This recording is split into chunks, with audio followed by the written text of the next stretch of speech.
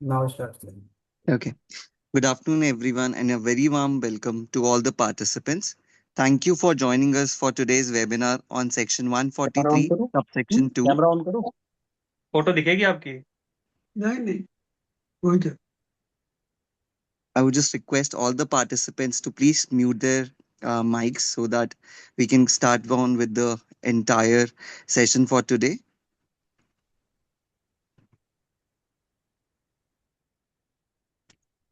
Thank you. Good afternoon, everyone, and a very warm welcome to all the participants. Thank you for joining us for today's webinar on Section 143, Subsection 2 of the Income Tax Act, Understanding Scrutiny Assessments. I, Ronak Jain, today will be moderating the today's session. Before we begin, I would like to start with a quick thought. Most taxpayers don't worry about scrutiny notices until they receive one. And when they do, the question is usually why me? And the second is why what to do now. So today's session is designed to answer exactly those questions and many more. We are privileged to have with us CA and advocate Sachin Jain, a distinguished chartered accountant and a practicing advocate with extensive experience in direct tax litigation. He regularly appears before the High Court and ITAT and has handled numerous matters relating to reassessment, faceless proceedings, tax audits, appellate litigations. He has also served as a member of ICI Direct Tax Committee and contributed to the compilation of the ICI guidance note on tax audit. In today's session, Sir will be sharing their practical insights on the legal provision, departmental powers, taxpayers' rights, and key procedural aspects relating to search and survey proceedings. I would like to warmly invite CA and Advocate Sachin Jain sir to begin the session. Over to you, sir. Thank you, Ronak. Thank you for giving a wonderful start. Thank you, sir. First of all, I am thankful to Raj Chawla ji, who is doing so lot of work for the profession. जो ये webinar की series उन्होंने हर Saturday start की है, तो उससे हमें अपने व्यूज शेयर करने का मौका मिलता है. And I am also first of all I am thankful to my guru Shri Rajkumar Gupta ji, जिन्होंने मुझे एक्ट पढ़ना सिखाया और जिनकी वजह से आज मैं इस स्टेज पर हूँ कि मैं इधर बैठ करके अपने कुछ ओपिनियंस आपके साथ शेयर कर पा रहा हूँ. क्योंकि जब मैं आर्टिकलशिप में था तभी से उन्होंने मुझे एक्ट पढ़ना इतना अच्छे से सिखाया, और एक्ट का जो पोस्टमार्टम करना या आईटीएटी जाना आर्टिकलशिप के अंदर इन्होंने मुझे सिखाया. तो आज मैं जो भी कुछ हूँ अपने आर्टिकलशिप में जो मेरे गुरु थे श्री राजकुमार गुप्ता जी, उन्हीं की वजह से हूँ और मैं उनका शुक्रिया अदा करता हूँ. I am also privileged to have Shri RP Varshney ji. Sir Varshney sir, आप अवेलेबल हैं? और वार्ष्णेय जी के लिए मैं कहूँ तो he is a very senior chartered accountant और ये मेरे गुरु के गुरु हैं. तो आज मेरे लिए बहुत बड़ा दिन है जो मेरे मेरे लिए इतने अच्छे मेरे पास स्पीक बैठे हैं श्रोता. तो मैं आज अपनी नॉलेज आपके साथ शेयर करूंगा ऑन सेक्शन 143(2). और इससे पहले मैं आप लोगों के साथ ये डिस्कस करना चाहता हूँ that I am not an expert, but हाँ ये जरूर है कि आपसे थोड़ा सा ज़्यादा पढ़ करके हम लोग इधर बैठ जाते हैं और अपने व्यूज़ आपके साथ शेयर करते हैं. और उस व्यूज़ को शेयर करने के साथ साथ हमें आपसे नॉलेज जरूर मिलती है, कुछ ना कुछ एडिशन उसमें मिलता है. क्योंकि आप सबके व्यूज़ जब हमारे व्यूज़ के साथ मिल जाते हैं तो वो सोने पे सुहागे की तरह काम करते हैं और हम लोगों को कुछ ना कुछ नया एक्सपीरियंस, नया कुछ ना कुछ उसमें मिलता है. तो जो भी आज मैं व्यूज शेयर करूंगा these are my own views, मेरे पर्सनल व्यूज हैं. मेरी जो अपनी रिसर्च है 143(2) के ऊपर वो मैं आपके साथ शेयर करूंगा. और जो मैंने जैसा कहा कि आज का जो टॉपिक है वो हमारे दिल के बहुत करीब है, 143(2). अगर मैं पुराने लोगों की बात करूं, जब मैं आर्टिकल था और मैंने जैसा कहा कि आर्टिकलशिप से ही मैंने अपनी अपील्स और असेसमेंट की शुरुआत कर ली थी, ऐसा बहुत कम सीएस के साथ होता होगा. तो हमें लगता था कि जब उस समय जब असेसमेंट हुआ करती थी तो अपना फाइलें लेकर के डिपार्टमेंट के 3-3 4-4 चक्कर काटना और फाइल्स, मोटी मोटी फाइल्स लेकर के 3-3 4-4 मंजिल चढ़ना, इधर से बिल्डिंग से उधर बिल्डिंग, मयूर भवन जाना, इधर जाना उधर जाना और असेसमेंट करवाना. तो उस समय की असेसमेंट जब हम कराते थे, एओ के पास बैठते थे इस टेबल पे, और उसको डॉक्यूमेंट्स को समझाना, और समझाने के साथ साथ उन डॉक्यूमेंट्स को एक्सप्लेन करना, वो हमारा काम था। क्यों? तो ये जो असेसमेंट होती थी वो अब बिल्कुल चेंज हो गई है। अब असेसमेंट कैसे हो रही है? फेसलेस तरीके से। फेसलेस का मतलब, मैं जो समझता हूँ फेस, तो मैं हमेशा कहता हूँ फेसलेस का मतलब जिसका कोई फेस नहीं है। फेस नहीं है मतलब, अगर फेस नहीं है तो क्या नहीं है सर? आंखें, उसकी कान और उसका मुंह, तीनों चीजें नहीं है। जिसका फेस ही नहीं है उसका कुछ भी नहीं है। तो उस आदमी से हम लोग डील कर रहे हैं। और अब आप लोग देख रहे होंगे कि फेसलेस के अंदर कुछ ऑर्डर अच्छे भी आ रहे हैं और कुछ बहुत खराब भी हो रहे हैं। तो जो वो दिन तो अब चले गए सर, वो दिन तो अब नहीं आएंगे, और अब हम लोगों को कंप्यूटर पे ही बैठ करके अपनी असेसमेंट अंडर सेक्शन 143(2) करानी होगी। और उसके लिए हम लोगों को बहुत अपना जो राइटिंग स्किल है वो सुधारना होगा। राइटिंग स्किल सुधारना इसलिए होगा क्योंकि अब जो हम लिखेंगे वही हमारे साथ चलेगा। हमारा बोलने का कोई महत्व नहीं है, हम कुछ भी बोलते रहें उसका कोई महत्व नहीं है। हमें सिर्फ और सिर्फ उसको लिखना पड़ेगा। जो लिखेंगे वो हमेशा हमारे पोर्टल पे अवेलेबल रहेगा, उसको कोई डिलीट नहीं कर सकता। तो जैसा कि हम लोगों को पता है, असेसमेंट कहाँ से शुरू होती है सर? सबसे पहले नोटिस से। तो हम सबसे पहले नोटिस को अपना डिस्कस करेंगे। तो सबसे पहले जो पुराने जमाने में नोटिस आते थे, वो नोटिस आते थे by speed post. Speed post से आते थे, हम लोगों को पता है कुछ नोटिस स्पीड पोस्ट से इधर उधर हो जाते थे, कभी स्पीड पोस्ट डिलीवर नहीं होती थी। बट अब वो टाइम नहीं है। तो अब क्या हो रहा है सर?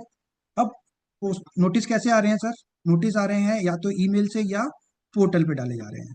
तो जब नोटिस पोर्टल पे डाला जा रहा है, तब हमें देखना है कि वो किस दिन डला।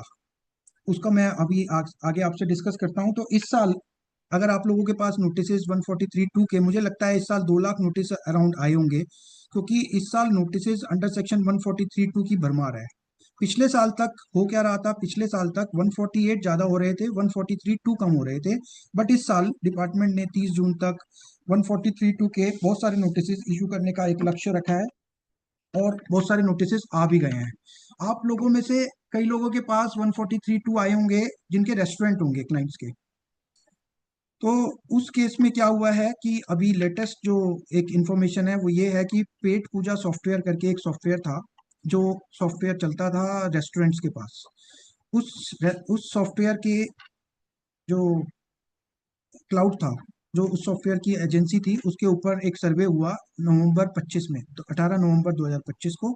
और उस सर्वे में उनका क्लाउड पे ये पाया गया कि बहुत सारे क्लाइंट्स जो उस पेट पूजा सॉफ्टवेयर को यूज कर रहे थे, वो लोग अपनी जो रिसीट्स थी उसको या तो डिलीट कर रहे थे या मॉडिफाई कर रहे थे। जैसे कि बिल आया 100 रुपए का, उसको 10 रुपए कर दिया, या उस शाम को 100 बिल में से 90 बिल उड़ा दिए या 10 बिल उड़ा दिए। तो वो जो डाटा था वो सारा डाटा क्लाउड के ऊपर था सर।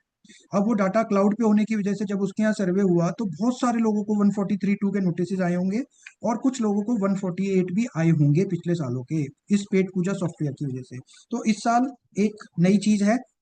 और लास्ट ईयर अगर आपने देखा हो 143(2) के बहुत सारे नोटिस आए थे, जिसमें में की एक डिफरेंस था कि SH1 जो कंपनी रिटर्न फाइल करती है और जो SSC रिटर्न फाइल करता है उसके अंदर मिसमैच था। या एक एक इशू था जिसमें कि टैक्स ऑडिट की बात थी कि जिसकी SSG की टर्नओवर 10 करोड़ से कम थी, उन्होंने उनको नोटिस इशू करे, उनसे पूछा कि आपका ऑडिट क्यों नहीं कराया, आपने आपकी टर्नओवर कितनी है, वो हमने एक्सप्लेन किया, तो उन्होंने, कई लोगों ने छोड़ भी दिया ऑफिसर्स ने, और कुछ ने एडिशन भी करी। ऑल्दो वो एडिशन नहीं हो सकती थी, उसमें सिर्फ टैक्स ऑडिट की पेनल्टी लगती है, अगर वो भी तब जब की टैक्स ऑडिट बनता तो। पर इस साल एक ये नया पेट पूजा सॉफ्टवेयर है जिसकी वजह से बहुत सारे 143(2) इशू हुए हैं। तो ओल्ड सेक्शन था सर 143(2), और नया सेक्शन है 270 सबसेक्शन 8, 9 एंड 10। तो दोनों में कोई फर्क नहीं है। आज हम सिर्फ ओल्ड सेक्शन को डिस्कस करेंगे, वो भी इसलिए क्योंकि ओल्ड सेक्शन ही अभी हमारे आने वाले 2 साल तक चलेगा सर। क्योंकि अगर आप देखें तो जो असेसमेंट ईयर 26-27 के केसेस होंगे रीओपन, वो भी ओल्ड सेक्शन में होंगे। क्योंकि जब डिपार्टमेंट ने अपना एक FAQ इशू किया, उसमें इन्होंने ये बोला है कि जो पुरानी रिटर्न से रिलेटेड प्रोसीडिंग्स हैं पुराने एक्ट से चलेंगी और नए एक्ट से रिलेटेड प्रोसीडिंग्स नए एक्ट से चलेंगी। तो जो टैक्स ईयर 26-27 है, जो नए एक्ट का टैक्स ईयर 26-27 है, उसके जो नोटिस इशू होंगे वो होंगे जून 2028 के अंदर। तो अभी हमें नया एक्ट और पुराने एक्ट का ये एक बार देखना पड़ेगा कि हमारे को अभी पुराना एक्ट चलेगा। ठीक है, तो अभी हम लोग डिस्कस जो करेंगे वो ओल्ड एक्ट के प्रोविजंस को ही करेंगे। और डिपार्टमेंट ने कुछ अपने एक एफएक्यूज भी इशू करे हैं, वो आप लोग को इनकम टैक्स की वेबसाइट पे अवेलेबल है, तो हम वो एफएक्यूज भी साथ साथ डिस्कस करते चलेंगे जब भी हमें जरूरत पड़ेगी। तो सबसे पहले मैं आपके साथ एक पीपीटी अपनी डिस्कस शेयर कर लेता हूँ। ये सबको विजिबल है सर? रौनक जी, ये विजिबल हो Yes, रही है? sir. It is visible. ठीक है, तो ये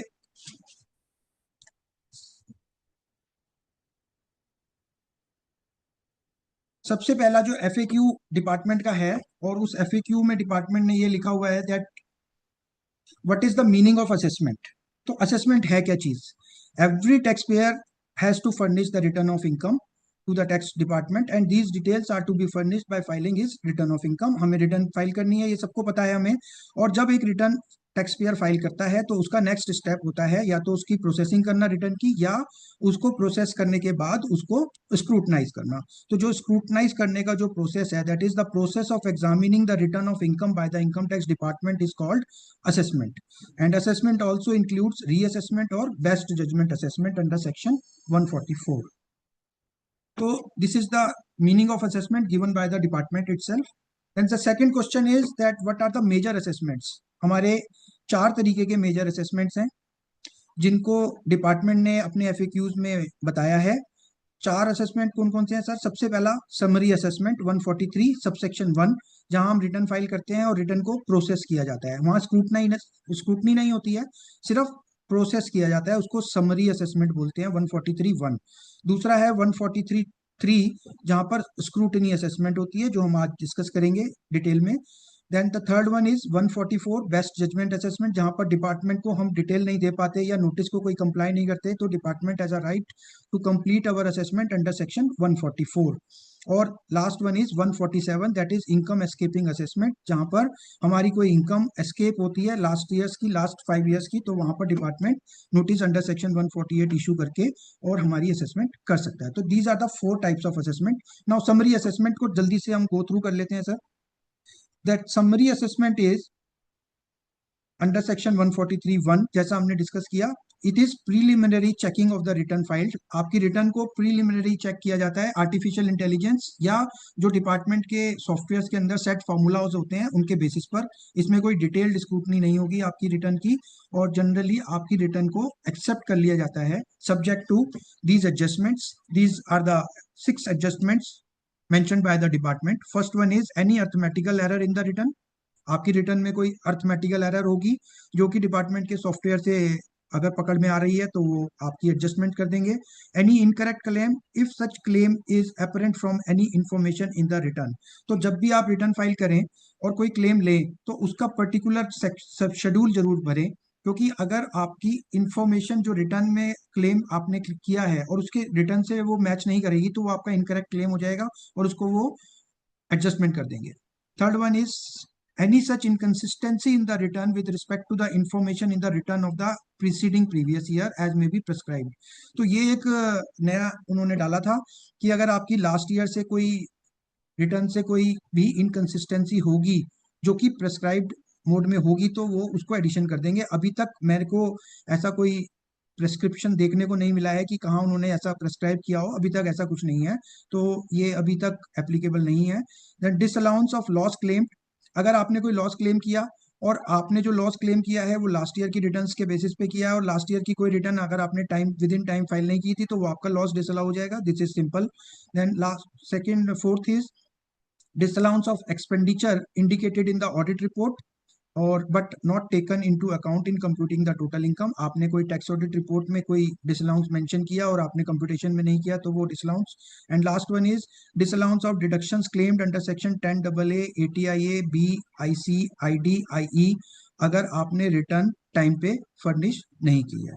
तो ये कुछ एडजस्टमेंट्स हैं जो कि आपकी इनकम में 143 सबसेक्शन 1 में कर दी जाएंगी।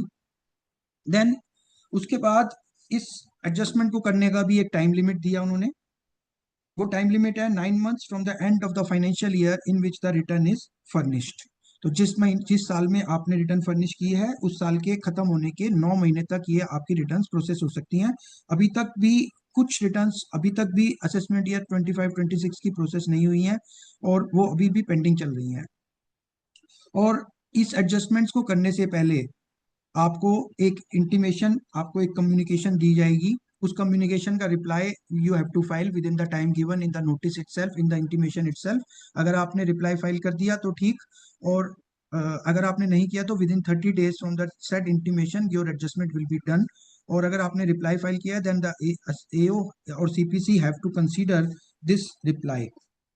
नाउ अब हम आते हैं सर 143(2) पर। सबसे पहले हम सेक्शन पढ़ेंगे। 143(2) says that where a return has been furnished under section 139 or in response to a notice under section 142(1), the assessing officer or the prescribed income tax authority, as the case may be, if considers it necessary or expedient to ensure that the assessee has not understated the income or has not computed excessive loss or has not underpaid the tax in any manner, shall serve on the assessee a notice requiring him on a date to be specified therein, either to attend the office of the assessing officer or to produce or cause to be produced before the assessing officer any evidence on which the assessee may rely in support of the return। तो ये एक section 143(2) है जिसके basis पर हमारी पूरी assessment टिकी होगी। तो अब हम इसको ब्रेक करके पढ़ेंगे, क्योंकि जब तक हम ब्रेक करके इस सेक्शन को नहीं पढ़ेंगे हम आगे नहीं पहुंच पाएंगे sir. So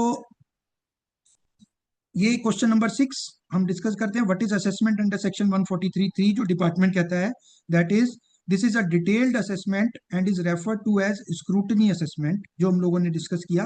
eight this stage a detailed scrutiny of the return of income will be carried out. The scrutiny is carried out to confirm the correctness and genuineness of various claims, deductions, etc. made by the taxpayer in the return of income. So यहाँ पर आपकी detailed scrutiny होगी और एओ आपसे कोई भी information, कोई भी डॉक्यूमेंट आपसे क्वेश्चनियर के थ्रू मांग सकता है। देन कौन इशू कर सकता है सर? अभी हमने आप लोगों ने देखा हो तो सेक्शन 143(2) में लिखा था दैट द असेसिंग ऑफिसर और the prescribed income tax authority. तो ये दो लोग हैं जो 143(2) का नोटिस इशू कर सकते हैं। सबसे पहले तो नोटिस तब तक इशू नहीं होगा 143(2) का जब तक आपकी रिटर्न पोर्टल पे नहीं होगी। If you have filed the return under section 139(1) और 142(1) then only the notice can be issued. अगर आपने रिटर्न ही नहीं फाइल किया है तो 143(2) कैन नॉट बी इशूड, और इस केस में नोटिस अंडर सेक्शन 142(1) इशू होगा। जब आप 142(1) के रिस्पॉन्स में रिटर्न फाइल कर देंगे then 143(2) is to be issued.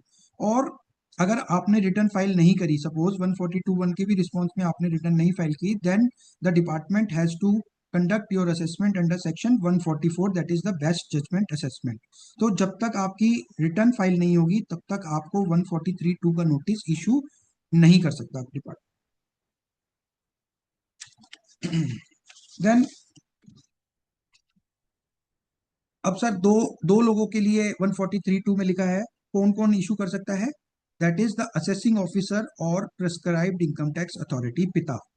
अब यहाँ पर आकर के मेरे व्यूज, मैं आपसे बार बार कह रहा हूँ these are my own views, मेरी अपनी रिसर्च है। आप लोग देखिए, मैं एक कभी भी सेमिनार में जाता हूँ, कहीं भी जाता हूँ, और चावला जी के साथ तो मैं कई जगह गया और बहुत सारे वेबिनार्स भी अटेंड करता हूँ।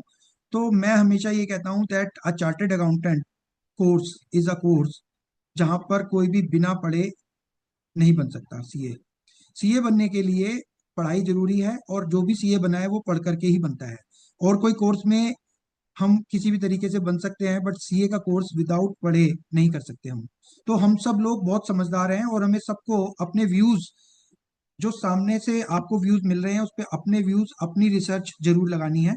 तो मेरे हिसाब से असेसिंग ऑफिसर कौन है सर? देखिए, first one is that the assessing officer is defined under section 2 sub section 7A, जहां पर असेसिंग ऑफिसर की जो डेफिनेशन है which says that assessing officer means the assistant commissioner or deputy commissioner or assistant director or deputy director or the income tax officer who is vested with the relevant jurisdiction by virtue of directions or orders issued under subsection 1 or 2 of section 120 or any other provision of this act, and the additional commissioner or additional director, joint commissioner, etc., who exercise or perform any or all of the powers and functions conferred on or assigned to the assessing officer under this act. So सबसे पहले तो जब भी notice issue हो रहा है तो हमें देखना है कि क्या असेसिंग ऑफिसर ने नोटिस इशू किया है सर। असेसिंग ऑफिसर मींस जो मेरा असेसिंग ऑफिसर होगा। अभी आप लोगों को सबको नोटिस कहाँ से आ रहे हैं सर? असेसमेंट यूनिट से। जो भी 143(2) का नोटिस आएगा that is to be signed by the assessment unit. और असेसमेंट यूनिट कौन है? Assessment unit is an authority prescribed under section 144 capital B section, जहां पर डिपार्टमेंट को एक 144 बी सेक्शन के बारे में अगर ब्रीफ में बात करूं तो 144 B section is the procedure to conduct assessment under section 143(3). वो प्रोसीजर है और उस प्रोसीजर में हमें national faceless assessment centre, assessment unit, regional unit, technical unit, verification unit, ये सब के लिए वहां पर उन्होंने उसको प्रेस्क्राइब किया हुआ है। बट अगर जब तक असेसिंग ऑफिसर की डेफिनेशन में असेसमेंट यूनिट को प्रेस्क्राइब नहीं किया तो क्या मेरे हिसाब से assessment unit can not issue a notice under section 143(2). Notice under section 143(2) can only and only be issued by the assessing officer or prescribed income tax authority. अब prescribed income tax authority पे आते हैं sir. prescribed income tax authority कौन है? It is prescribed in Rule 12E of the income tax rules, and a notification was issued in this respect on 28th of May 2022, जहां पर उन्होंने ACIT और DCIT international taxation circle 111 Delhi को prescribe किया है कि this only authority is to be prescribed as पिता। तो अब हमारे पास दो लोग हो गए, पहला असेसिंग ऑफिसर और दूसरा दैट ACIT और DCIT international taxation circle 111 Delhi. This is in respect of Delhi only. So these two persons are authorised to issue 143(2) notice. Now section 144B जहां पर मैं आपको ले जा रहा हूं, 144B(1)(3), मैंने जैसा कहा आपको 144B is the procedure for conducting assessments. This is the special procedure brought into the statute book with effect from 1st April 2021। क्योंकि अगर आप लोगों को ध्यान हो तो 2019 में सबसे पहले ई असेसमेंट स्कीम्स आई थी, जहां पर एसएससी को एक राइट दिया गया था। सबसे पहले जब आई थी तो उसमें राइट दिया गया एसएससी को कि आप या तो फिजिकल चले जाइए या फेसलेस चले जाइए। उसके बाद वो राइट एसएससी से छीन लिया गया और 1/4/21 को एक स्कीम लेकर के आए ये, और उस स्कीम में ये बोल दिया कि सिर्फ और सिर्फ इंटरनेशनल टैक्सेशन और सेंट्रल चार्ज वाले जो एसएससीज हैं वो इस स्कीम से, फेसलेस स्कीम से बाहर रहेंगे, otherwise all assessments to be conducted in faceless manner. तो 144B is the procedure for conducting assessment sir. और सबसेक्शन 1 का जब आप क्लॉज 3 देखेंगे तो वहां लिखते हैं a notice shall be served on the assessee. सबसे पहले क्या लिखा है? Notice shall be served on the assessee through the national faceless assessment centre under section 143(2) और 142(1). तो यहाँ पर जो लिखा गया है, क्योंकि देखिए जब हम इनकम टैक्स एक्ट पढ़ते हैं, जैसा मैंने कहा कि हमें कोमा, फुल स्टॉप, इन सब चीजों का बहुत ध्यान रखना है। तो यहाँ पर क्या लिखा है sir? Notice shall be served on the assessee. Notice को असेसी पे सर्व किया जाएगा through the national faceless assessment centre. तो यहाँ पर लॉ की मेरे हिसाब से इंटेंशन बहुत क्लियर है कि जो नोटिस होगा that notice is to be signed and issued by the assessing officer और पिता and to be served on the assessee through the national faceless assessment center। तो यहाँ पर जो national faceless assessment center है that is working as a post office only, postman only मेरे हिसाब से। जब तक यहाँ पर अगर यहाँ पर लैंग्वेज ऐसी होती that the notice shall be issued through the national faceless assessment centre, तो इशू और सर्विस का जो डिफरेंस है ना सर, ये बहुत पुराना चला आ रहा है। जब हम बहुत साल पहले केसेस किया करते थे, आप लोगों को याद होगा, अगर शायद लूनार डायमंड का एक केस आया था, बहुत फेमस हुआ था, जहां पर डिपार्टमेंट ने नोटिस को इशू किया 31 मार्च को और सर्विस करी 1 अप्रैल को। तो डिपार्टमेंट के फेवर में, ये डिपार्टमेंट के अगेंस्ट में गया। जब दिल्ली हाईकोर्ट में केस पहुंचा तो दिल्ली हाईकोर्ट ने ये बोला that issue and service are two different words. जब आप इशू करके बैठ गए और इशू करने के बाद आपने अगर सर्विस नहीं करा तो उस इशू का कोई फायदा नहीं हुआ। अभी आप लोगों को लेटेस्ट अगर एक केस याद हो तो सुमनजीत अग्रवाल का भी दिल्ली हाईकोर्ट का केस है, बहुत फेमस है, जहां पर उन्होंने 5 तरीके की क्राइटेरिया कंडीशंस बताई हैं कि जब आपने नोटिस, डिपार्टमेंट ने साइन कर दिया, इशू नहीं करा, साइन कर दिया 31 मार्च को इशू करा, बट वो पहुंचा एसएससी के पास 1 अप्रैल को। तो ऐसे 5 क्राइटेरिया सुमनजीत अग्रवाल में दिल्ली हाईकोर्ट ने बताए। और आप जब भी नोटिस आपके पास आए तो आप उसको जरूर ध्यान से देखिएगा। तो मेरे हिसाब से N F A C is only a postman and it can only serve the notice issued और साइंड बाय द एओ और पिता। अदरवाइज, अगर हम अदरवाइज देखें तो क्या सिग्निफिकेंस रह जाएगी 143(2) की सर? देन 143(2) की कोई सिग्निफिकेंस नहीं रह जाएगी अगर ये नोटिस असेसमेंट यूनिट साइन करेगी तो। और कुछ आर्गुमेंट्स ये भी थे कि that 144(b) is procedure and to be followed. हाँ ठीक है, बिल्कुल ठीक है, 144(b) एक प्रोसीजर है और उसको फॉलो करना कंपलसरी है। बट प्रोसीजर में कहीं पर भी अगर आप 144(b) पूरा सेक्शन पढ़ेंगे तो उस 144(b) कंप्लीट सेक्शन में कहीं पर भी एनएफएसी या असेसमेंट यूनिट को 143(2) का नोटिस इशू करने की पावर नहीं दी गई है। आप 144(b) ये आपका आप देख सकते हैं बाद में। 144(b) सेक्शन कंप्लीट आप पढ़ लीजिए, उसमें कहीं पर भी एक इशू करने की पावर 143(2) को नहीं दी गई, किसी भी असेसमेंट यूनिट को या फेसलेस सेंटर को। सिर्फ सर्विस की पावर दी गई है और वो सर्विस भी थ्रू द नेशनल फेसलेस होगा, सर्विस इशू या साइनिंग नहीं होगा। तो मेरे हिसाब से ये इशू कभी ना कभी कोर्ट्स में पहुंचेगा और कोर्ट्स में जब पहुंचेगा तो अगेन एक आर्टिकल 142 की तैयारी डिपार्टमेंट को करनी पड़ेगी। क्योंकि अगर आप देखेंगे सर, अगर आप इसको इस तरीके से देखें, अभी आप लोगों के जो 148 के नोटिस आते हैं सर, या 148A के आते हैं, वो इशू करता है जाओ, ठीक है, वो जाओ इशू करता है। और 143(2) के नोटिस इशू करता है फाओ। जबकि अगर हम लोग अगर कंट्रोवर्सी में जाते हैं, जो कि अभी सुप्रीम कोर्ट ने 30 सितंबर तक करने के लिए, ऑर्डर करने के लिए हाई कोर्ट्स को डायरेक्शन दी है, जाओ और फाओ का मैटर मैंने आज से 6 साल पहले, 5 साल पहले जब मैंने डिस्कशन करना शुरू किया था और जब सुप्रीम कोर्ट का एक ऑर्डर आया तो हमें लगा कि हाँ हम कहीं ना कहीं करीब आ जाएंगे। बट अभी फिर ये ऑर्डर हाई कोर्ट को ट्रांसफर कर दी गई है ये मैटर। तो जाओ फाओ का इशू ये था सर कि 143(2) ये कहता है कि the notice under section 143(2) is to be issued by the जाओ, परंतु डिपार्टमेंट क्या कर रहा है, ये नोटिस इशू कर रहा है फाओ।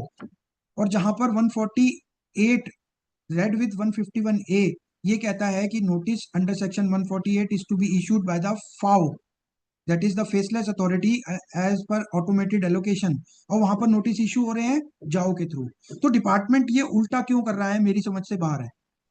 जहां पर फाओ को इशू करने हैं वहां पर जाओ इशू कर रहा है, जहां पर जाओ को इशू करने हैं वहां पर फाओ इशू कर रहा है। तो ये भी एक अच्छा आर्गुमेंट है जब ये केसेस आर्गू होंगे अभी सितंबर से पहले हाई कोर्ट्स में।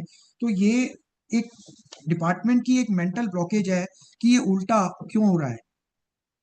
मेरे हिसाब से ये गलत है और अब आगे कोर्ट्स इस पर डिसीजन लेंगी।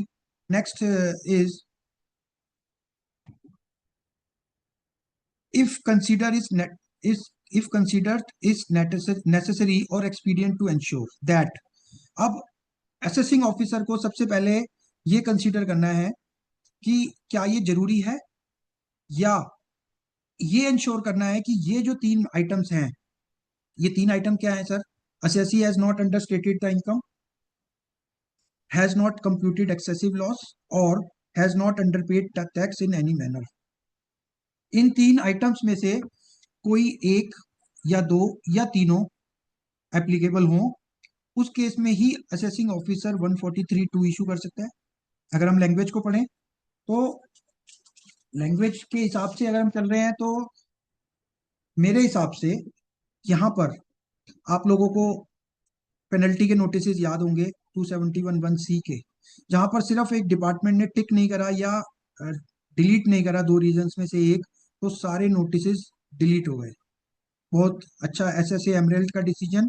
और उसके बाद बहुत सारे हाई कोर्ट्स ने, सुप्रीम कोर्ट ने ये जजमेंट इशू करे कि अगर आपने दोनों में से एक मैटर नहीं लिखा 271(1)(c) में से, तो आपका नोटिस ही क्वैश, पेनल्टी खत्म हो गई डिपार्टमेंट की। तो क्या ये जजमेंट इस इस स्टेज पर नहीं लगना चाहिए? क्या डिपार्टमेंट को 143(2) का नोटिस इशू करने से पहले ये रीजंस देखने नहीं चाहिए कि क्या एसएससी ने इनकम अंडर स्टेट की है, या लॉस ज्यादा क्लेम किया है, या टैक्स कम पे किया है, या दोनों किया है, या तीनों किए हैं? तो ये एक इशू है जो मेरे हिसाब से कभी ना कभी कोर्ट्स में जाएगा, और कोर्ट्स में जाने के बाद ये इशू भी एक अच्छा इशू है, जहां पर हो सकता है कि 143(2) के नोटिस भी क्वैश होने लगे, जैसे पेनल्टी के नोटिस क्वैश हुए हैं। अब आते हैं, आगे चलते हैं सर। शेल, मैं अभी 143(2) के ही हम टुकड़े करके चल रहे हैं sir. Shall serve on the assessee a notice requiring him on a date to be specified therein. अब सबसे पहले तो 143(2) का notice is a jurisdictional notice sir. ये जुरिस्डिक्शनल नोटिस इसलिए है कि इससे मेरी जुरिस्डिक्शन ट्रांसफर होती है एओ के पास। इसके थ्रू ही असेसिंग ऑफिसर मेरे रिकॉर्ड्स को वेरीफाई कर सकता है। जैसे कि 148 में भी जब तक असेसिंग ऑफिसर 143(2) नहीं देगा, वो मेरी रिटर्न को स्क्रूटनाइज नहीं कर सकता। अगर उसने 143(2) नहीं दिया 148 में, तो वो प्रोसीडिंग्स बैड इन लॉ हो जाती हैं। ऐसे ही 143(2) देने के बाद मेरी बुक्स को वेरीफाई करने का राइट उसके पास चला जाता है। तो ये एक जुरिस्डिक्शनल नोटिस है, और ये जो जुरिस्डिक्शनल नोटिस है, ये सब होना चाहिए, इशू नहीं होना चाहिए। मैंने जैसा आप लोगों से डिस्कस किया, सुमनजीत अग्रवाल का केस आप लोग चेक कर सकते हैं। आपके नोटिस अगर लास्ट डेट पे आते हैं, तो आपके लिए वो केस एक अच्छा आपका एक टूल बन सकता है। अब यहाँ पर लिखा है डेट टू बी मेंशन्ड। सबसे पहले असेसिंग ऑफिसर को उसमें डेट मेंशन करनी होगी, कि एक डेट दी जाएगी, और वो डेट पर हमें अटेंड करना है, जो कि आज की तारीख में तो सिग्निफिकेंट नहीं है फेसलेस में। हाँ, but produce any evidence which assessee may rely on support of his return. अब यहाँ पर मेरा क्वेश्चन आप लोगों के साथ मैं जो शेयर करना चाह रहा हूँ, वो ये है कि ऑफिसर ने ये लिखा कि आप अपनी रिटर्न के रिलेशन में किस डॉक्यूमेंट पे, एविडेंस पे रिलाई करते हैं, वो आपको प्रोड्यूस करना है। यहाँ पर नोटिस के अंदर एक जो यहाँ पर लैंग्वेज में एक जो कमी है, वो ये है कि यहाँ पर ये नहीं लिखा कि असेसिंग ऑफिसर को रीजन भी बताने पड़ेंगे, कि किस रीजन के ऊपर वो मेरी रिटर्न को स्क्रूटनाइज करना चाहता है। यहाँ लिखा नहीं है। और इसी इशू पर मैं आपसे आगे डिस्कशन भी करूंगा। अगर आप नोटिस पहले, उससे पहले हम लोग नोटिस अंडर सेक्शन 143(2) भी देख लेते हैं। अगर आप लोग अपने नोटिस अंडर सेक्शन 143(2) जो आप लोगों को रिसीव हुए हैं उसको पढ़ेंगे, तो उसमें एक ये पैरा होगा, that while acknowledging the care you may have taken in preparing the return of income, there are certain issues on which further clarification is required. ठीक है, तो डिपार्टमेंट क्या बोल रहा है कि there are certain issues on which further clarification is required. Therefore, the return of income has been selected for scrutiny in accordance with the provisions of the Act. तो department ने नोटिस में ही लिखा है कि कुछ इश्यूज हैं जिस पर आपकी क्लैरिफिकेशन चाहिए, और उनकी वजह से ही आपकी रिटर्न को हम स्क्रूटनी में सेलेक्ट कर रहे हैं। अब मेरा केस आप लोगों के साथ, सबसे पहले मैं एक केस लॉ भरत बंसल का आपके साथ शेयर करता हूं, जो मैंने आर्ग्यू किया था, ऑल्दो हम लोग उसमें सक्सीड नहीं हो पाए। उसमें ये जो रिट पिटीशन थी, ये 17 फरवरी 2026 को ऑर्डर पास हुआ दिल्ली हाई कोर्ट से, और हमने उसमें क्वेश्चन रेज किया था, when the case has been selected for scrutiny the department is required to indicate in the notice that why his case has been taken up for the scrutiny, so also the fact that whether the scrutiny is limited और complete. हमने ये question raise किया, high court ने इसको नहीं माना। High court ने अपने ऑर्डर में लिखा that it is not necessary for the AO to indicate as to why case has been selected for scrutiny, and the first notice under section 143(2) is an intimation to assessee, and during the course of proceedings the AO is definitely required to issue a specific notice. आप लोगों के साथ मैं इस judgement को share करता हूं एक बार। लोग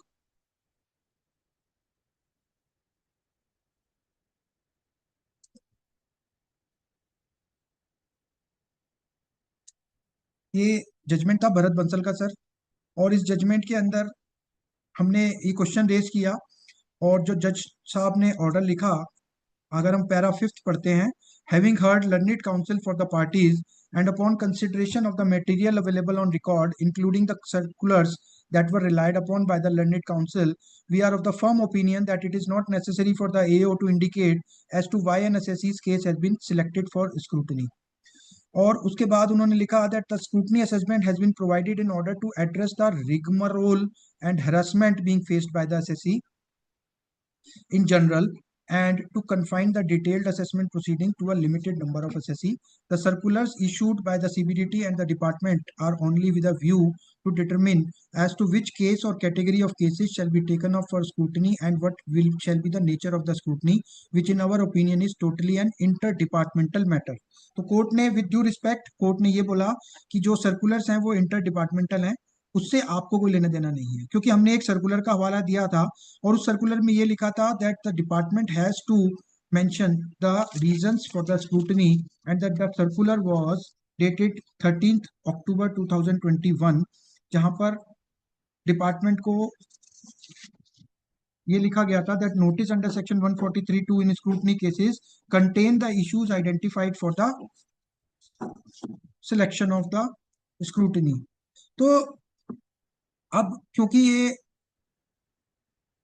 ऑर्डर पास हुआ, तो जो क्वेश्चंस और इस ऑर्डर के बाद एक क्वेश्चन और चल रहा है सर अभी, वो मैं आपसे बाद में डिस्कस करूंगा। पहले हम इस क्वेश्चन के रिलेटेड कुछ इश्यूज डिस्कस करते हैं, क्योंकि मेरा मानना ये था, हम इस केस को इसलिए लेके गए थे क्योंकि मेरा मानना था कि 143(2) के नोटिस में जब सर्टेन इश्यूज वर्ड लिखा है, तो क्या वो सर्टेन इश्यूज डिपार्टमेंट को मुझे नहीं बताने चाहिए?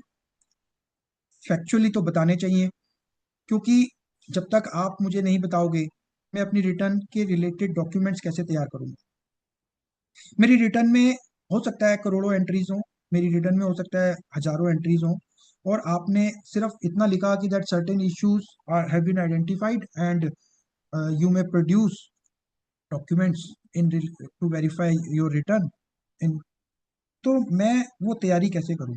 क्या ये ऐसा नहीं हुआ कि एग्जाम देने मुझे बिठाया गया बिना क्वेश्चन पेपर के और मुझसे कहा गया कि क्वेश्चन नहीं बता, आप लिखो आंसर? या ये जो नोटिस इशू किया गया, ये वो नोटिस ऐसा नहीं था कि मुझे इनविटेशन कार्ड इशू कर दिया गया, उसमें ये नहीं बताया कि ये बर्थडे के लिए है या शादी के लिए है? तो मेरे हिसाब से वो नोटिस में मेंशन होने चाहिए इश्यूज, और डिपार्टमेंट को प्रॉब्लम भी नहीं होनी चाहिए बताने में कि किस इशू के ऊपर उसने मेरी रिटर्न सिलेक्ट करी है स्क्रूटनी में। क्योंकि देखिए ये फेसलेस डिपार्टमेंट है। अब फेसलेस में क्या हो रहा है हमें नहीं पता। अगर हम पिछले मॉड्यूल में जाएं जहां पर फेसलेस नहीं होती थी, तो हम अपनी फाइल को इंस्पेक्ट कर लेते थे, उसमें देखते थे कि क्या रीजन थे या किस वजह से मेरी रिटर्न सिलेक्ट हुई है।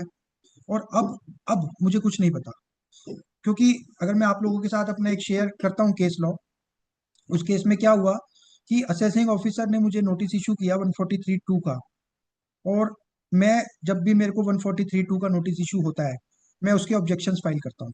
सबसे पहला काम मेरा यही होता है कि मैं उसके डिटेल्ड ऑब्जेक्शंस फाइल करता हूँ। उस ऑब्जेक्शन में, उस नोटिस में क्या हुआ, ऑफिसर ने ये लिख दिया कि आपकी रिटर्न स्क्रूटनी में आई है क्योंकि आपने फॉरेन ट्रेवल किया लार्ज। अब मेरे हाथ में एक बहुत अच्छा हथियार लगा। मैंने जब एसएससी का पासपोर्ट मांगा, तो उस एसएससी ने उस साल में बाहर कोई ट्रेवल ही नहीं किया था। अब हमने ऑब्जेक्शन फाइल किए, हमने उस ऑब्जेक्शंस में ये लिखा कि that the assessee has not travelled in any foreign country during the year, और इसलिए क्योंकि आपका रीजन ही फॉर सिलेक्शन गलत है, तो आप इस स्क्रूटनी असेसमेंट को ड्रॉप कर दीजिए। अब असेसिंग ऑफिसर के पास मेरे जब ऑब्जेक्शन गए, तो उसने अपना रीजन ही चेंज कर दिया। उसने अगला क्वेश्चन यार मुझे उसने मेरा पहले तो ऑब्जेक्शंस को डिस्पोज किया, और उसमें उसने ये लिखा कि that it is not large foreign travel but it is large foreign remittances. तो अब हमने उसको फिर लिखा कि आप ये चेंज ऑफ ओपिनियन नहीं कर सकते। आपने मेरा क्वेश्चन, आपने मेरा जो रीजन है वो ये था कि मैंने फॉरेन ट्रेवल किया, और उसी के बेसिस पे आपने मेरी स्क्रूटनी ली, और this scrutiny is limited scrutiny only, क्योंकि आप एक ही एस्पेक्ट को चेक करना चाहते थे। अब आप दोबारा दूसरे एस्पेक्ट पे कैसे जा सकते हैं? Change of opinion is not allowed in the law. तो ये एक इशू आ रहा है फेसलेस के अंदर, क्योंकि फेसलेस में जो भी ऑफिसर ने लिख के दिया, मुझे नहीं पता वो कहाँ से लिखा, मुझे उसके रेलेवेंट डॉक्यूमेंट्स नहीं मिले, तो मैं उसके ऊपर कैसे विश्वास कर लूँ? जैसे कि 148 में मान लीजिए 148 का कोई नोटिस इशू हो और रीजंस में आपको लिख दिया जाए कि हमने 2 करोड़ रुपए की इनकम एस्केप्ड है। अब मुझे नहीं पता वो 2 करोड़ रुपए सही है या 20 लाख होनी चाहिए थी या 20 करोड़ होनी चाहिए थी। मैं तो, मेरे पास उसके कोई रिलेवेंट डॉक्यूमेंट नहीं है। सिर्फ वो तो एक FIU शीट दे देते हैं, उस शीट में लिख दिया कि 2 करोड़ की आपने इनकम एस्केप हुई है। अब मैं फेसलेस होने की वजह से उसको चेक नहीं कर पा रहा। तो ये एक इशू आ रहा है कि मैं ये बार बार इसीलिए बोल रहा हूँ कि डिपार्टमेंट को कोई परेशानी नहीं होनी चाहिए, क्योंकि जिस इशू के लिए वो मेरी स्क्रूटनी कर रहा है, तो वो स्क्रूटनी के रीजंस बताने में उसको क्या परेशानी है, नहीं होनी चाहिए।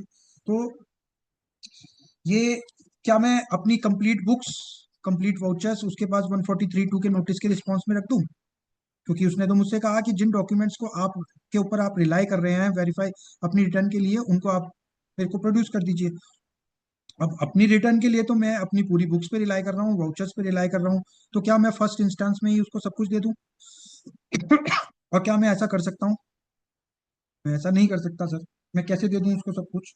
तो ये एक इशू है जिसके लिए हमने एक रिट फाइल की दिल्ली हाई कोर्ट में, और ऑल्दो हम सक्सीड नहीं हुए। और ये मैटर मेरे हिसाब से अभी दिल्ली हाई कोर्ट में एक और मैटर में भी चल रहा है, ऑल्दो मेरे को अभी केस लॉ नहीं मिल पाया है, बट ये मैटर अभी एक और केस में ऐसा चल रहा है। अब उसका जजमेंट की हम लोग वेट कर रहे हैं। अ, दूसरा इशू दूसरा इशू जो एक ITAT की स्पेशल बेंच इस इशू को देख रही है, उस इशू के अंदर ये है क्वेश्चन। ये एक ITA नंबर है 1413/Bangalore/2025, जहां पर ये क्वेश्चन रेज किया गया है that in any case and without prejudice the notice under section 143(2) of the act dated 21/9/18 issued in the old format and not in accordance with the revised format as prescribed by the board instruction dated 23/6/17 is invalid, and therefore the assessment framed pursuant thereto is void ab initio and such assessment is liable to be quashed। अब जब ये मेरा भरत बंसल का case का order आया, तो मेरे पास कई लोगों के फोन आए, कई एडवोकेट्स के फोन आए कि ये बेंगलोर की स्पेशल बेंच तो हमारे अगेंस्ट चली जाएगी। बट वहां पर क्वेश्चन दूसरा है सर। यहाँ पर क्वेश्चन क्या है, इसको अगर हम डिस्कस करते हैं, तो इस केस में क्वेश्चन ये था कि अगर आप लोग 2016 और 17 के नोटिफिकेशंस आपको गूगल पे आराम से मिल जाएंगे। उस साल में डिपार्टमेंट ने फॉर्मेट इशू करे 143(2) के नोटिस के। उस फॉर्मेट में डिपार्टमेंट ने 3 तरीके के फॉर्मेट इशू करे। पहला फॉर्मेट था notice under section 143(2) for complete scrutiny. दूसरा था notice under section 143(2) for limited scrutiny. And third one was notice under section 143(2) for compulsory scrutiny. तो 3 तरीके के नोटिस थे, तीनों का फॉर्मेट था स्पेशली, और उस फॉर्मेट को उन्होंने प्रेस्क्राइब किया। और जहां तक मेरी रिसर्च है, उस नोटिफिकेशन के बाद, उस सर्कुलर के बाद कोई भी दूसरा नोटिफिकेशन या सर्कुलर आज तक फॉर्मेट से रिलेटेड नहीं आया। तो जब ये इशू कोर्ट्स में गया, ट्रिब्यूनल्स में गया, सबसे पहले कोलकाता ट्रिब्यूनल में गया, जहां पर 6 या 7 जजमेंट SSC के फेवर में आए, और उन्होंने ये बोला क्योंकि ये नोटिस आपके प्रेस्क्राइब फॉर्मेट में नहीं है, तो ये नोटिस क्वैश हो गए। अब जब आपके नोटिस क्वैश हो गए, it means all your proceedings deleted. ठीक है। उसके बाद इसी जजमेंट को लेकर दिल्ली ITAT ने भी एक अनीता गर्ग का केस डिसाइड किया SSC के फेवर में, और उसमें भी डिपार्टमेंट के अगेंस्ट किया। ये डिपार्टमेंट के उन्होंने ये कहा, बेंच ने, दिल्ली बेंच ने, that since the notice under section 143(2) is not in the prescribe format, और इसलिए आपका जो नोटिस है वो क्वैश होता है, और नोटिस अगर क्वैश तो पूरी कहानी खत्म। अब ये स्पेशल बेंच का केस है। ये ऑर्डर रिजर्व हो गया है 15 अप्रैल 2026 को। तो आने वाले 1 महीने के अंदर, क्योंकि 3 महीने में ऑर्डर पास होना होता है, तो 15 जुलाई तक ये भी ऑर्डर आपके पास आ जाएगा। और जब ये आएगा, तो इसमें क्या डिसीजन बेंच लेती है, स्पेशल बेंच, वो देखने वाला होगा कि इसमें क्या आता है। तो ये जो मैं आपसे बात कर रहा था वो यही थी कि नोटिस का, क्योंकि फॉर्मेट की अगर मैं बात करूं तो कहाँ वहां पर मैंने ये बहुत सारे केसेस में अपने ऑब्जेक्शन लिया, जैसे मैं आपको बता रहा हूँ। ऑब्जेक्शन में असेसिंग ऑफिसर्स ने अलग अलग चीजें लिखी। उन्होंने लिखा क्योंकि ये नोटिस जो फॉर्मेट है ये 16 और 17 का था तो इस साल पे एप्लीकेबल नहीं है। तो हमने उनसे कहा दोबारा नोटिस ऑब्जेक्शन में कि आप मुझे कोई नोटिफिकेशन दे दीजिए जिसमें आपको फॉर्मेट बताया गया हो। उसके बाद, क्योंकि जब तक कोई सर्कुलर, पुराना सर्कुलर होता है, वो अगर ईयर स्पेसिफिक है तब तो वो ठीक है, तब तो वो ईयर स्पेसिफिक रहेगा। अगर वो ईयर स्पेसिफिक नहीं है तो वो जनरल सर्कुलर है, और जब तक वो नए सर्कुलर से डिलीट या मॉडिफाइड या ओवर रूल नहीं किया जाएगा तब तक वो सर्कुलर चलता रहेगा। तो मेरे हिसाब से ये फॉर्मेट्स आज भी एप्लीकेबल हैं, और क्योंकि ये नोटिस आपके 143(2) के इन प्रेस्क्राइब फॉर्मेट्स में नहीं आ रहे हैं, और उसमें उस जो फॉर्मेट्स है तीनों में अलग अलग लिखा था, ऊपर ही लिखा है स्पेशली कि ये लिमिटेड के लिए है, तो लिमिटेड के लिए है तो उसमें लिखा है कि आपको लिमिटेड वेरिफिकेशन करनी है, तो आप इशू बताइए कौन सा इशू है। अगर आपका कंप्लीट है तो आप कंप्लीट करिए, आप उसमें लिख दीजिए दिस इज कंप्लीट स्क्रूटनी और मैं सब कुछ चेक करूंगा। तो ये इशू था जो मैं आपसे लिमिटेड और कंप्लीट की बात कर रहा था। तो अगर लिमिटेड है तो अगर आप डिपार्टमेंट का एफएक्यू भी देखेंगे तो डिपार्टमेंट के एफएक्यू में बहुत क्लियर लिखा है कि लिमिटेड स्क्रूटनी का कंसेप्ट आज भी मेंशन है। अगर आप लोग देखें तो 1 जून 16 से पहले 143(2) के अंदर दो नोटिस आते थे। एक आता था 143(2) क्लॉज 1, जिसमें कि आपकी कंप्लीट स्क्रूटनी होती थी, और 143(2) क्लॉज 2, जिसमें आपकी लिमिटेड स्क्रूटनी होती थी। फिर 1 जून 16 से डिपार्टमेंट ने उस कंसेप्ट को हटा दिया, परंतु वो लिमिटेड और कंप्लीट स्क्रूटनी का कंसेप्ट फिर भी चलता रहा। उसके कंसेप्ट के चलने के लिए वो जो नोटिफिकेशंस आए उसके बाद में, उस नोटिफिकेशंस में डिपार्टमेंट ने ये तक लिखा कि अगर आपने केस लिमिटेड स्क्रूटनी पे सिलेक्ट किया है और आप उसको कंप्लीट में ले जाना चाहते हैं तो आपको अपने हायर अथॉरिटीज की रिटर्न अप्रूवल लेनी पड़ेगी। और ये सर्कुलर्स आज भी वेबसाइट पे अवेलेबल हैं, जो कि 1/6/2016 के बाद आए हैं। तो इसका मतलब आज भी लिमिटेड और कंप्लीट स्क्रूटनी प्रिवेल करती है। अगर आप डिपार्टमेंट के एफएक्यूज पे जाएंगे तो वहां पर भी डिपार्टमेंट ने एक क्वेश्चन लिमिटेड स्क्रूटनी का भी रखा हुआ है। तो आज भी लिमिटेड स्क्रूटनी का कंसेप्ट अलाइव है। तो अगर आपकी कोई लिमिटेड एस्पेक्ट पे स्क्रूटनी हो रही है, अगर नोटिस में कोई लिमिटेड एस्पेक्ट है, तो आप उसको उसी एस्पेक्ट पे जवाब दीजिए, और कंप्लीट करने के लिए उसको अप्रूवल लेनी पड़ेगी अपनी प्रिंसिपल कमिश्नर की। अब आते हैं सर, लिमिटेड और कंप्लीट की मैंने आपसे बात कर ली। अब आते हैं इंटीमेशन पे।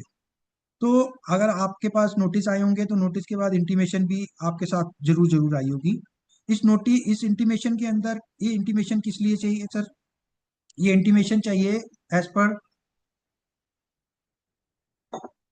Section 144(b) sub section 1 clause 2। Clause 2 क्या कहता है?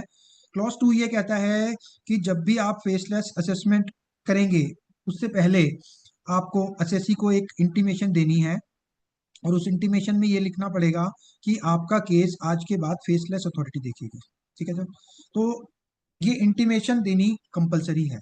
अगर ये इंटीमेशन आपके पास नहीं आई और आपके पास डायरेक्ट 143(2) आया है तो वो आपका 143(2) अपने आप में एक इनवैलिड नोटिस बन जाएगा। पर ऐसा अभी तक मेरे देखने में नहीं आया है कि कहीं इंटीमेशन ना आई हो। पर हाँ, उस इंटीमेशन में एक प्रॉब्लम क्या है? वो इंटीमेशन में एक प्रॉब्लम है कि वो इंटीमेशन अनसाइंड है, और उसके नीचे ये लिखा हुआ है that this is a computer generated document and does not require any signatures. अब यहाँ पर जब मैंने लॉ का अध्ययन किया तो मेरे देखने में आया दैट लॉ में एक सेक्शन 282 सब 282A सेक्शन है जो कहता है दैट एवरी कम्युनिकेशन और notice is to be signed by the income tax authority. ठीक है? अब जब तक ये सेक्शन स्टैट्यूट में है तब तक मेरे हिसाब से कोई भी अथॉरिटी अनसाइंड डॉक्यूमेंट किसी भी असेसी को कम्युनिकेट नहीं कर सकती। क्योंकि अगर डिपार्टमेंट को, अगर अगर लॉ मेकर्स को ये जरूरत लगती कि ये नोटिस, ये कम्युनिकेशंस हम लोग विदाउट सिग्नेचर इशू करा सकते हैं, तो वहां पर वो एक्सेप्शन डालती। बट वहां ऐसी कोई एक्सेप्शन नहीं है। वहां लिखा है that every communication is to be signed by the authority. Authentication भी है और साइंड भी है। अब दोनों में डिफरेंस है सर। और साइंड मतलब डिजिटली साइन या फिजिकली साइन, और ऑथेंटिकेशन मतलब उस ऑफिसर की ईमेल से या उस ऑफिसर के पोर्टल से आ रही है, तो वो ऑथेंटिकेशन है। कि ऑथेंटिकेट का मतलब है कि जहां पर हम ये देख पा रहे हैं कि ये document properly sent by the officer है। अब इसके लिए बहुत सारे केस लॉज हैं। बॉम्बे हाई कोर्ट का एक प्रकाश राज का एक केस है जिसमें उन्होंने ये लिखा कि अगर डॉक्यूमेंट पे सिग्नेचर नहीं है then this document is invalid and non est. Although वो केस लॉ जीएसटी से रिलेटेड था, बट क्योंकि intention of the law was same, तो मेरे हिसाब से वो जजमेंट यहाँ पर भी लगेगा। और बहुत सारे जजमेंट्स आईटीएटी ने भी इशू करे हैं जिसमें उन्होंने ये कहा कि अगर नोटिस साइंड नहीं है तो it is a invalid notice. तो यहाँ पर भी ये कम्युनिकेशन जब साइंड नहीं है तो डिपार्टमेंट को, मतलब मैं ये नहीं समझ पा रहा हूँ कि डिपार्टमेंट को साइन करने में क्या प्रॉब्लम है, इस कम्युनिकेशन को साइन करने में क्या प्रॉब्लम है स्पेसिफिकली। अगर मैं डिपार्टमेंट की बात मानूं, और क्योंकि इस कम्युनिकेशन में जैसे मैंने आपको बताया नीचे लिखा है that this is a computer generated document and it does not require any signature. मेरे हिसाब से हिंदुस्तान में कोई ऐसा कानून नहीं है जो ये अथॉरिटी देता हो ऑफिसर को कि कोई भी कंप्यूटर जनरेटेड डॉक्यूमेंट है उस पर सिग्नेचर की जरूरत नहीं है। मैंने ऐसा कई इन्वॉइसेस पे तो देखा है, but document issued by authority is to be signed. और अगर मैं डिपार्टमेंट की बात मान लूं तो क्या 143(2) का नोटिस क्या कंप्यूटर से जनरेट नहीं हो रहा? तो वो भी तो कंप्यूटर से जनरेट हो रहा है, तो आप उस पर क्यों साइन कर रहे हैं? तो ये एक इशू है जो मेरे हिसाब से कभी ना कभी कोर्ट्स में जाएगा। और इस इशू पे भी ऑल्दो मैंने अमेंडमेंट भी देखा है, बट वो अमेंडमेंट इसको कवर नहीं करता है। नाउ स्क्रूटनी गाइडलाइंस सर, अब स्क्रूटनी गाइडलाइंस की बात करते हैं। तो स्क्रूटनी गाइडलाइंस के अंदर हर साल, आप लोगों को पता है, हर साल जून के महीने में स्क्रूटनी गाइडलाइंस आती हैं। और उस स्क्रूटनी गाइडलाइंस के अंदर कुछ फिक्स क्राइटेरियाज होते हैं जिनके बेसिस पर आपकी रिटर्न को कंपल्सरीली स्क्रूटनी में ले लिया जाएगा। ठीक है, तो वो गाइडलाइन हर साल आती है। और अगर आपका नोटिस 143(2) का कंपल्सरी स्क्रूटनी का है और वो 143(2) की गाइडलाइन से पहले आ गया, तो वो नोटिस अपने आप में इनवैलिड हो जाएगा, क्योंकि जब तक आपकी गाइडलाइंस नहीं आई आप स्क्रूटनी में नोटिस इशू नहीं कर सकते। और इस बार ये गाइडलाइंस 4 जून 2026 को आई हैं और इसमें 6 क्राइटेरिया हैं फॉर कंपलसरी स्क्रूटनी। अगर मेरे पास टाइम बचेगा तो मैं आप लोगों के साथ डिस्कस कर लूंगा।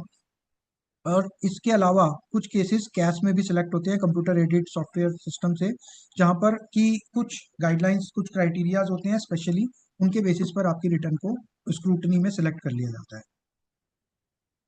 अब फेसलेस और नॉन फेसलेस स्क्रूटनी, जैसा मैंने डिस्कस किया था कि that only 2 type of assessees are outside the scope of the faceless, that were international tax charge and central charge. Otherwise all assessments to be conducted in faceless manner. ठीक है, तो इसके अलावा अगर आपका कोई भी इन दो के अलावा कोई केस नॉन फेसलेस में हो रहा है तो वो ऑर्डर अपने आप में इनवैलिड हो जाएगा सर। और जो ये प्रोसीजर है ये स्ट्रिक्टली फॉलो होना चाहिए सर। ऐसे बहुत सारे हाई कोर्ट्स ने केसेस हाई कोर्ट के द्वारा दिए गए हैं जजमेंट्स, जहां पर उन्होंने ये लिखा कि अगर आपने प्रेस्क्राइब प्रोसीजर को फॉलो नहीं किया तो वो अपने आप में एक लैप्स होगा और असेसमेंट क्रैश कर दी जाएगी। जो आप लोगों को याद हो अगर, तो सबसे पहला जो जाओ फाओ का मैटर हुआ वो तेलंगाना हाईकोर्ट का कनकल्ला वाला आया था, उसके अंदर भी ये बात लिखी हुई है that a prescribe procedure is to be followed verbatim by the officer. तो यहाँ पर जो प्रोसीजर है वो, अगर आप 144(b) को पढ़ेंगे तो उसमें प्रेस्क्राइब किया हुआ है स्टेप बाय स्टेप, वो स्टेप बाय स्टेप ऑफिसर को फॉलो करना पड़ेगा। जब अगर उसने कोई भी स्टेप को बीच में स्किप कर दिया तो वो आपका जो असेसमेंट है वो नल एंड वाइड हो जाएगा। तो आप लोग जब भी इस चीज को देखें तो ध्यान में जरूर रखें। Please check the date of signature and address. जैसा मैंने आपसे डिस्कस किया कि सिग्नेचर्स की डेट, डिजिटल सिग्नेचर्स नीचे आते हैं, उनको आप चेक कर लीजिए। अगर आपको लगता है कि आपका नोटिस टाइम पे डिलीवर नहीं हुआ है तो आप ऑब्जेक्शंस ले सकते हैं। Whether jurisdiction can be challenged, yes sir. Jurisdiction क्या है सर? अब यहाँ पर फिर वही क्वेश्चन मेरे दिमाग में आया कि जुरिस्डिक्शन को मैं चैलेंज करूं कैसे, क्योंकि यहाँ तो मुझे पता नहीं चल रहा कि किस ऑफिसर ने मेरा नोटिस साइन किया है। जैसे हमने डिस्कस किया that notice is to be signed by the assessing officer और पिता। अब नोटिस तो साइन कर रहा है असेसमेंट यूनिट। अब असेसमेंट यूनिट के अंदर किस ऑफिसर ने ये साइन किया है मुझे नहीं पता। क्या वो आईटीओ ने किया या एसीआईटी ने किया?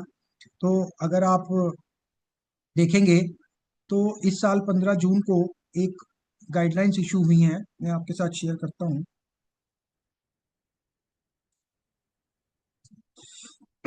These were the office order.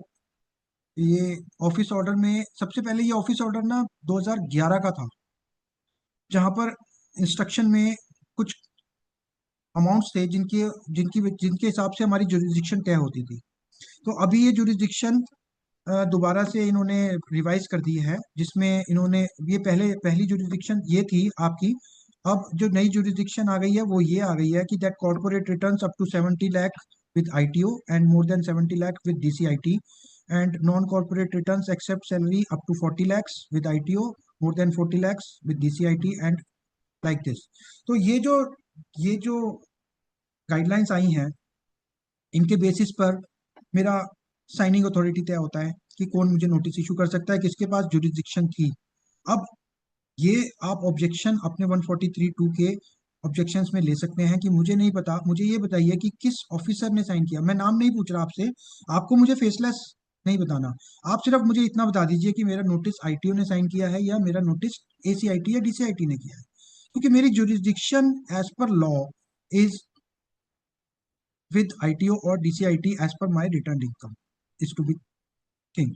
So क्योंकि अगर नोटिस विदाउट जुरिस्डिक्शन इशू हुआ है तो ये एक क्योरेबल डिफेक्ट नहीं है। ये 292 भी नहीं बचा पाएगा उस नोटिस को, ये नोटिस क्रैश ही होगा। तो ये एक इशू है जो आने वाले टाइम में कोर्ट्स में जरूर जाएगा सर। अब आते हैं टाइम लिमिट पर। तो टाइम लिमिट डिपार्टमेंट ने जो 143(2) के नोटिस की टाइम लिमिट है, that is 3 months from the end of the financial year in which the return is furnished, that is 30th जून। तो मेरे हिसाब से मोस्टली जो 143(2) के नोटिस हैं वो आ चुके हैं, क्योंकि इस बार डिपार्टमेंट को बहुत सख्त इंस्ट्रक्शन थी कि आप बहुत जल्दी 20-25 तारीख तक अपने नोटिस इशू कर दीजिएगा, क्योंकि क्या होता है लास्ट डेट पे करते हैं फिर वो इधर उधर हो जाते हैं, मिलते नहीं हैं। तो अगर कोई भी नोटिस आपका 30 जून के बाद आपको सर्व होता है, क्योंकि इशू और सर्व मैंने आपसे डिस्कस कर लिया है, अगर सर्विस 30 जून या 30 जून के बाद है तो आपका वो नोटिस इनवैलिड हो जाएगा। तो आपको नोटिस के टाइम लिमिट देखने के लिए सिग्नेचर देखने हैं, सुमनजीत अग्रवाल का केस देखना है, और स्पेशली जब नोटिस 30 जून को ही साइन हुआ है, क्योंकि कई बार क्या होता है 30 जून को साइन हुआ, रात को 11 बजे साइन हो रहा है, तो मुझे मुझे नहीं मिलेगा, मुझे 12 बजे से पहले नहीं मिल सकता, क्योंकि डिपार्टमेंट का जब भी नोटिस इशू होता है वो मिलने में कम से कम आधा दिन लगता है। दूसरी चीज आपको देखनी है real time alert. Real time alert मतलब कि डिपार्टमेंट के जो हमारे एक्ट है, उस एक्ट में 144(b) आप पढ़ेंगे और रूल्स 127 पढ़ेंगे। उसमें ये बहुत क्लियर लिखा हुआ है कि जब भी डिपार्टमेंट कोई नोटिस इशू करेगा उसके साथ रियल टाइम अलर्ट देगा मुझे। रियल टाइम अलर्ट का मतलब है कि उस अलर्ट के अंदर वो मुझे ये बताएगा कि ये नोटिस आपको इशू कर दिया गया है। वो नोटिस, वो अलर्ट मुझे या तो एसएमएस या ईमेल के जरिए मिलेगा। अगर वो अलर्ट आपके पास नहीं आ रहा है तो वो नोटिस आपका इनवैलिड हो जाएगा, आपको डीम्ड वो सर्विस नहीं मानी जाएगी। यहाँ पर डीम्ड सर्विस नहीं है, यहाँ पर सर्विस होनी चाहिए। तो merely putting the notice in portal is not service, क्योंकि मेरे पास इतना समय नहीं है, मुझे नहीं पता चलेगा कि वो सर्विस वो पोर्टल में आ गया। मैं रोज रोज पोर्टल नहीं खोल सकता, ये बहुत सारे जजमेंट्स हैं आप कोर्ट के, आपको मिल जाएंगे। तो रियल टाइम अलर्ट आपको देखना है। और एक आप लोगों से एक मेरा सजेशन है आप लोगों को कि that in the portal of the assessee आप लोग अपनी ईमेल और अपने मोबाइल को सेकेंडरी ईमेल पे रखिए, प्राइमरी पे एसएससी का दीजिए, जिससे कि ईमेल अलर्ट और एसएमएस अलर्ट उसको मिले और उसको पता भी चले और वो आपके पास नोटिस लेकर के आए। देन डॉक्यूमेंट आइडेंटिफिकेशन नंबर की बात करूं मैं, तो एक बहुत पुराना सर्कुलर आप लोगों को पता है,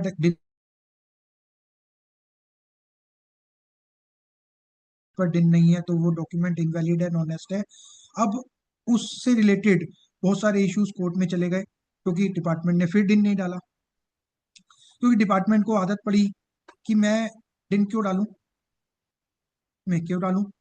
अब नहीं डाला तो कोर्ट्स ने क्वेश्चन करना शुरू कर दिया, तो फिर अमेंडमेंट ले आए ये उस अमेंडमेंट में लिख दिया कि अगर दिन दिन दिन नहीं मेंशन है तो मान लिया जाएगा कि कोई डिफेक्ट नहीं है। अब नया सर्कुलर फिर ले आए 31 मार्च 26 को। उस सर्कुलर में फिर लिख दिया कि अगर दिन मेंशन नहीं होगा तो वो नोटिस इनवैलिड हो जाएगा। तो अब आज की तारीख में जो भी नोटिस कंप्यूटर से निकल रहे हैं उन पर दिन ऑटोमेटिक आ रहा है। हाँ, अगर कहीं पर किसी छोटे शहर में या किसी ऑफिसर ने किसी भी रीजन जो कि आपके पैरा 3 में लिखा हुआ है नए सर्कुलर के, उसकी वजह से कोई नोटिस इशू किया विदाउट दिन, तो उसको फिर वही प्रेस्क्राइब प्रोसीजर फॉलो करना पड़ेगा। और अगर वो प्रेस्क्राइब प्रोसीजर उसने फॉलो नहीं किया तो वो डॉक्यूमेंट, वो नोटिस आपका इनवैलिड हो जाएगा। तो दिन से रिलेटेड ये इशू अभी है। अब आते हैं सर डिमांड नोटिस पर। अब डिमांड नोटिस, देखिए मेरे हिसाब से ये मेरी स्टडी है, demand notice is to be issued under section 156, ठीक है। और जब तक कोई डिमांड नोटिस आपके ऊपर इशू नहीं हुआ तब तक आपका जो जो ऑर्डर है दैट इज इनवैलिड। सपोज आपको असेसमेंट ऑर्डर मिल गया, डिमांड नोटिस नहीं मिला, तो आपका assessment order null and void है। बिना डिमांड नोटिस के आपकी डिमांड आपके ऊपर रेज नहीं कर सकता, और जब तक डिमांड रेज नहीं कर सकता तो वो असेसमेंट ऑर्डर का कोई भी रेलेवेंस नहीं होगा।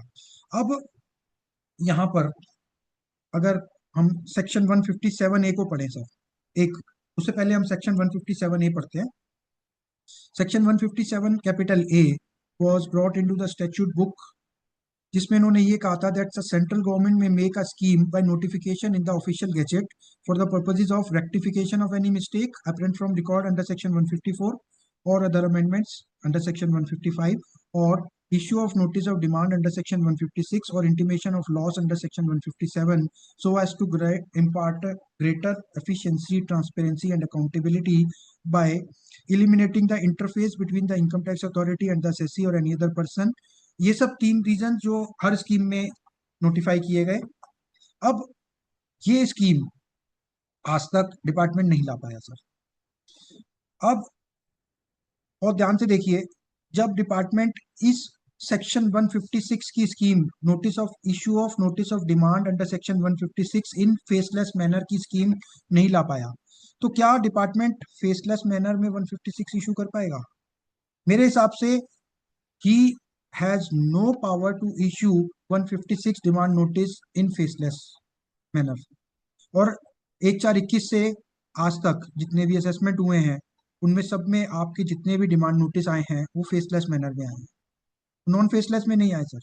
तो डिपार्टमेंट जब स्कीम, देखिए अगर सेंट्रल गवर्नमेंट या डिपार्टमेंट की कोई गलती है तो वो भुगतेगा कौन? वो डिपार्टमेंट ही भुगतेगा। डिपार्टमेंट ने स्कीम जब डिपार्टमेंट लेके आया 29, 30 और 31 मार्च 2022 को, वो 3 स्कीम आई थी। 3 स्कीम थी। सबसे पहली स्कीम थी जुरिस्डिक्शन से रिलेटेड, सेक्शन 120 से रिलेटेड। देन दूसरी स्कीम थी सेक्शन 142B से रिलेटेड, जहां पर कि आपकी फेसलेस इंक्वायरी अंडर सेक्शन 142(1), और तीसरी थी 151A that is the issue of notice under section 148। ये 3 स्कीम डिपार्टमेंट लाया, उसके अलावा डिपार्टमेंट कोई स्कीम नहीं ला पाया। एक ई वेरिफिकेशन की स्कीम और आई थी अलग से जो 133(6) की स्कीम है। तो डिपार्टमेंट आज तक 156 से रिलेटेड कोई स्कीम नहीं ला पाया। और जब सेक्शन में 150, देखिए जब तक मैं हमेशा ये कहता हूँ, जब तक कोई स्टैट्यूट बुक में कोई सेक्शन है उसका रेलेवेंस हमेशा है। अगर स्टैट्यूट बुक में सेक्शन 157A है, उसका मतलब यही है कि अगर आपको फेसलेस इशू करने हैं नोटिस, डिमांड नोटिस, तो आपको स्कीम लानी थी। आप स्कीम नहीं ला पाए। अब स्कीम नहीं ला पाए तो आप डिमांड नोटिस फेसलेस में कैसे मैनर में दे रहे हैं? आपको करना ये पड़ेगा, अगर आप लॉ की intention as per strict interpretation of law से चलेंगे तो आपको करना ये पड़ेगा कि आपका जो असेसमेंट ऑर्डर है वो फेसलेस अथॉरिटी इशू करे और डिमांड नोटिस नॉन फेसलेस करे, जो कि पॉसिबल ही नहीं है। तो अब क्या होगा और क्या नहीं, ये इशू भी कभी ना कभी डिपार्टमेंट, कभी ना कभी हाई कोर्ट जरूर पहुंचेगा। और ये क्वेश्चन का आंसर सिर्फ और सिर्फ हाई कोर्ट ही दे सकती हैं मेरे हिसाब से, क्योंकि अभी तक ये इशू कोर्ट्स में नहीं पहुंचा है।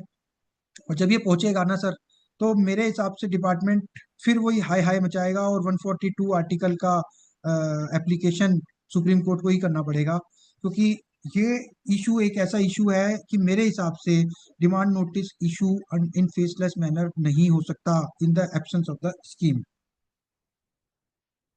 अब आगे चलते हैं सर। ऑब्जेक्शंस, जो ऑब्जेक्शंस की मैं आपसे बात कर रहा था सर, कि मैं जैसे कि कोई भी मेरा नोटिस आता है, सबसे पहले मैं ऑब्जेक्शन रेज करता हूँ। उस ऑब्जेक्शंस में मैं क्या लेता हूँ, सबसे पहले जुरिस्डिक्शन। मैंने जैसा आपसे डिस्कस करा कि जुरिस्डिक्शन क्या उस ऑफिसर की है या नहीं है। जब तक हम देखिए, जब तक हम ऑब्जेक्शन रेज नहीं करेंगे, जब तक हम हम चीखेंगे नहीं, जब तक हमें कुछ नहीं मिलेगा। तो ऑब्जेक्शंस को जरूर रेज करिए 143(2) में, लाइक 148। और अगर हम ऑब्जेक्शन रेज करते हैं तो कभी कभी क्या होता है कि कोई ऐसी चीज हमारे हाथ लग जाती है, ऑफिसर कई बार ऐसी चीज हमें दे देता है जो हमारे लिए रामबाण का काम कर जाती है, तुरुप का इक्का बन जाती है। तो आप लोग ऑब्जेक्शंस जरूर रेज करिए 143(2) में। उसमें आपको लिखनी है कि जुरिस्डिक्शन, जैसे कि हमने चैलेंज करनी है कि आप आईटीओ ने साइन किया है, एसीआईटी ने किया है, या उसके पास उस एरिया की जुरिस्डिक्शन थी या नहीं थी, मुझे नहीं पता चल रहा।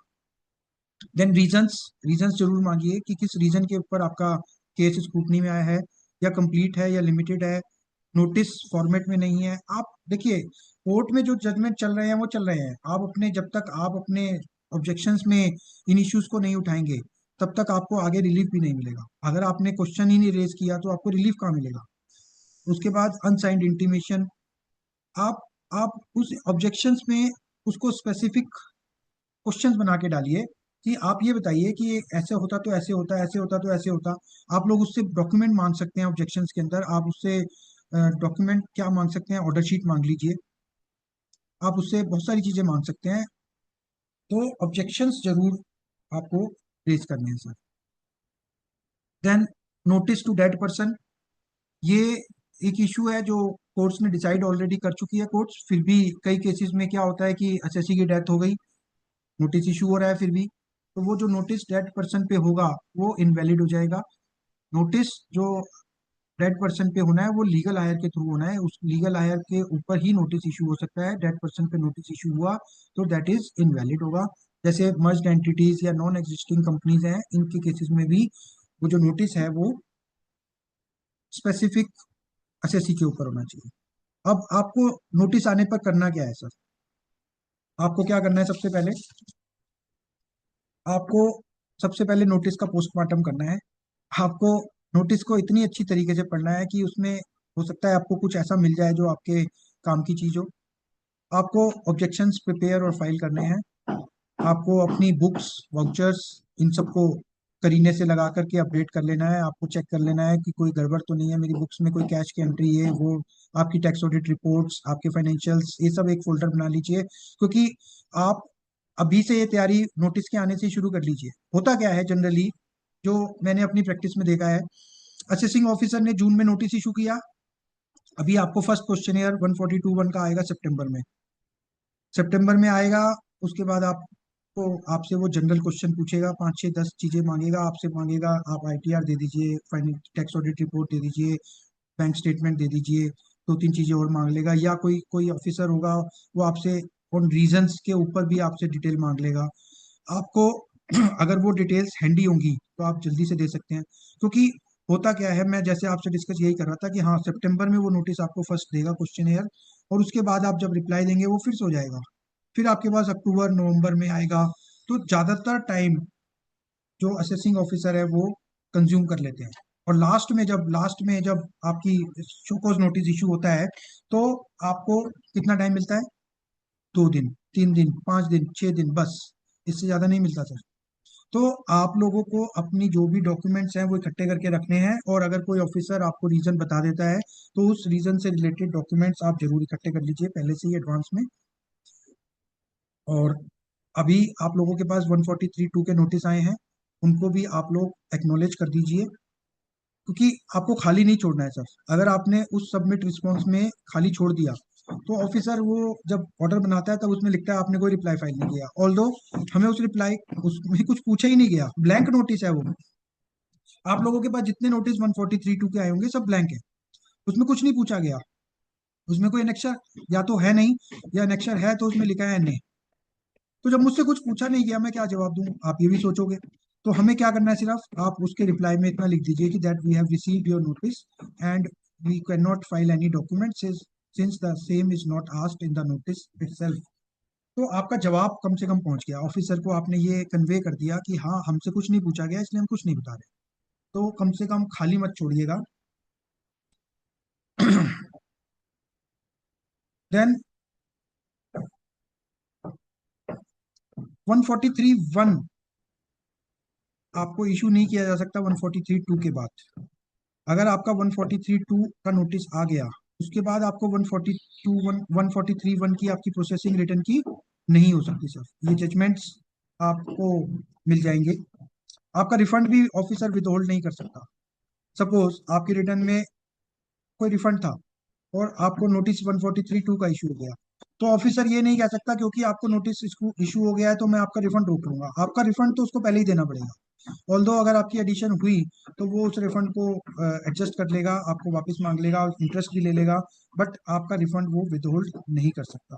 अब एक इश्यू और आता है सर, क्या डिपार्टमेंट छुट्टी वाले दिन नोटिस इशू कर सकता है? देखिए, अगर आप लोगों को आप लोगों ने देखा हो तो कई केसेस में क्या होता है कि जैसे लास्ट के डेज आते हैं तो एक नोटिफिकेशन इशू होता है, डिपार्टमेंट के ऑफिसर्स को ये बोला जाता है दैट आपकी छुट्टी नहीं है, सैटरडे संडे आपको आना है स्पेसिफिकली। तो मेरे हिसाब से, मेरी जो पर्सनल रिसर्च है उसके हिसाब से, डिपार्टमेंट छुट्टी वाले दिन नोटिस इशू नहीं कर सकता। कई केसेस में तो मैंने देखा रात को 12 बजे, 1 बजे नोटिस इशू हो रहा है। तो डिपार्टमेंट का ऑफिसर अपनी ऑफिशियल ड्यूटी टाइम के बाद कैसे नोटिस इशू कर रहा है, ये एक क्वेश्चन है। ये भी कोर्ट ही इसका जवाब दे सकती है। मेरे हिसाब से ऑफिशियल ड्यूटी टाइमिंग के बाद या तो उसको उस टाइमिंग को एक्सटेंड किया जाए, वो एक्सटेंशन सिर्फ उसका हायर अथॉरिटी दे सकती है, otherwise he can not issue a notice. अब क्योंकि जैसे मैंने आपसे डिस्कस किया, फेसलेस जो है वो बिहाइंड द डोर है। अब हमें नहीं पता हमारे पीछे ऑफिसर क्या देख रहा है, क्या समझ रहा है। मैंने उसको आधा गिलास प्याला दिखाया, अब वो उसको आधा भरा समझ रहा है या आधा खाली समझ रहा है, मुझे नहीं समझ में आ रहा। मैं उसको समझाने की कोशिश कर रहा हूँ लिख लिख करके, वो नहीं समझ पा रहा या वो समझने की कोशिश नहीं कर रहा। तो उस केसेस में आपके पास सिर्फ और सिर्फ एक ही हथियार है कि आप अपने सबमिशंस को इतनी अच्छी तरीके से लिखिए कि आपका यहाँ से बेस तैयार हो जाए। आप लोगों को 143(2) के नोटिस या स्क्रूटनी प्रोसीडिंग्स को लाइटली नहीं लेना है। आपको यहीं से अपना बेस तैयार करना है कि अगर आपको अपील आगे लड़नी पड़े तो आपका बेस इतना अच्छा हो कि आपकी बिल्डिंग आराम से अपील में खड़ी हो सके। क्योंकि अगर आपका बेस अच्छा होगा तो ऊपर जब आप जाएंगे तो अपीलेट अथॉरिटी भी ये देखेगी कि आपका हाँ बेस अच्छा था, आपने अच्छे से आर्गुमेंट किया, आपने अच्छे से डॉक्यूमेंट्स दिए और ऑफिसर ने नहीं देखा, तो वहां पर उसको कंसीडर करने में कोई प्रॉब्लम नहीं होती है। तो आप लोग अपने डॉक्यूमेंट्स को अच्छे से प्रिपेयर करिए, उसको प्रॉपरली नंबर करिए, प्रॉपरली उनको हाईलाइट करिए और पेपर बुक बनाइए, उस पेपर बुक के थ्रू आप फाइल करिए, सिंपली ऐसे फाइल नहीं करिएगा। देन आजकल सबमिशंस हम फाइल करते हैं सर, आपने असेसमेंट ऑर्डर में देखा होगा कि 3 मैजिकल वर्ड्स डिपार्टमेंट यूज करता है जनरली, फाउंड नॉट टेनेबल। तो ये जो 3 मैजिकल वर्ड्स डिपार्टमेंट यूज करता है और मेरे हजारों पेज के सबमिशंस को इन 3 वर्ड से रिजेक्ट कर देता है, that is not justified. Department क्या करता है, आप लोगों ने भी ये महसूस किया होगा, आपके सबमिशंस को वो रिकॉर्ड तो करता है क्योंकि ये उसको कंपल्शन है as per the directions, as per the standard operating procedure issued by the CBDT for assessment. और जो आपको एसओपीज मिल भी जाएंगे आपको साइट पर, उसमें ये भी लिखा है कि आपको एसएससी के सबमिशंस को अपने ऑर्डर में रिप्रोड्यूस भी करना है। और वो रिप्रोड्यूस तो करता है बट उनको मानता नहीं है, सिर्फ 3 वर्ड लिख देता है कि that submissions found not tenable और हैंस रिजेक्टेड। तो ये आप लोग ध्यान रखिएगा। एक एक एसओपी के अंदर एक चीज और है, आईएलडीपी। आईएलडीपी का मतलब है income and loss determination proposal. तो जब आपका असेसिंग ऑफिसर आपकी असेसमेंट को कंप्लीट करने वाला होता है, उसके लिए एक एसओपी के अंदर एक आईएलडीपी बनानी पड़ती है उसको 45 days before the passing the order. ये एसओपी के अंदर लिखा हुआ है। तो उसके लिए उसको वो बिफोर 45 days बनानी होती है सर। पर मैंने देखा है जनरली कि आपको शोकॉज नोटिस ही लास्ट डेट तक चलते रहते हैं और आईएलडीपी बनाने का जो टाइम है वो निकल जाता है।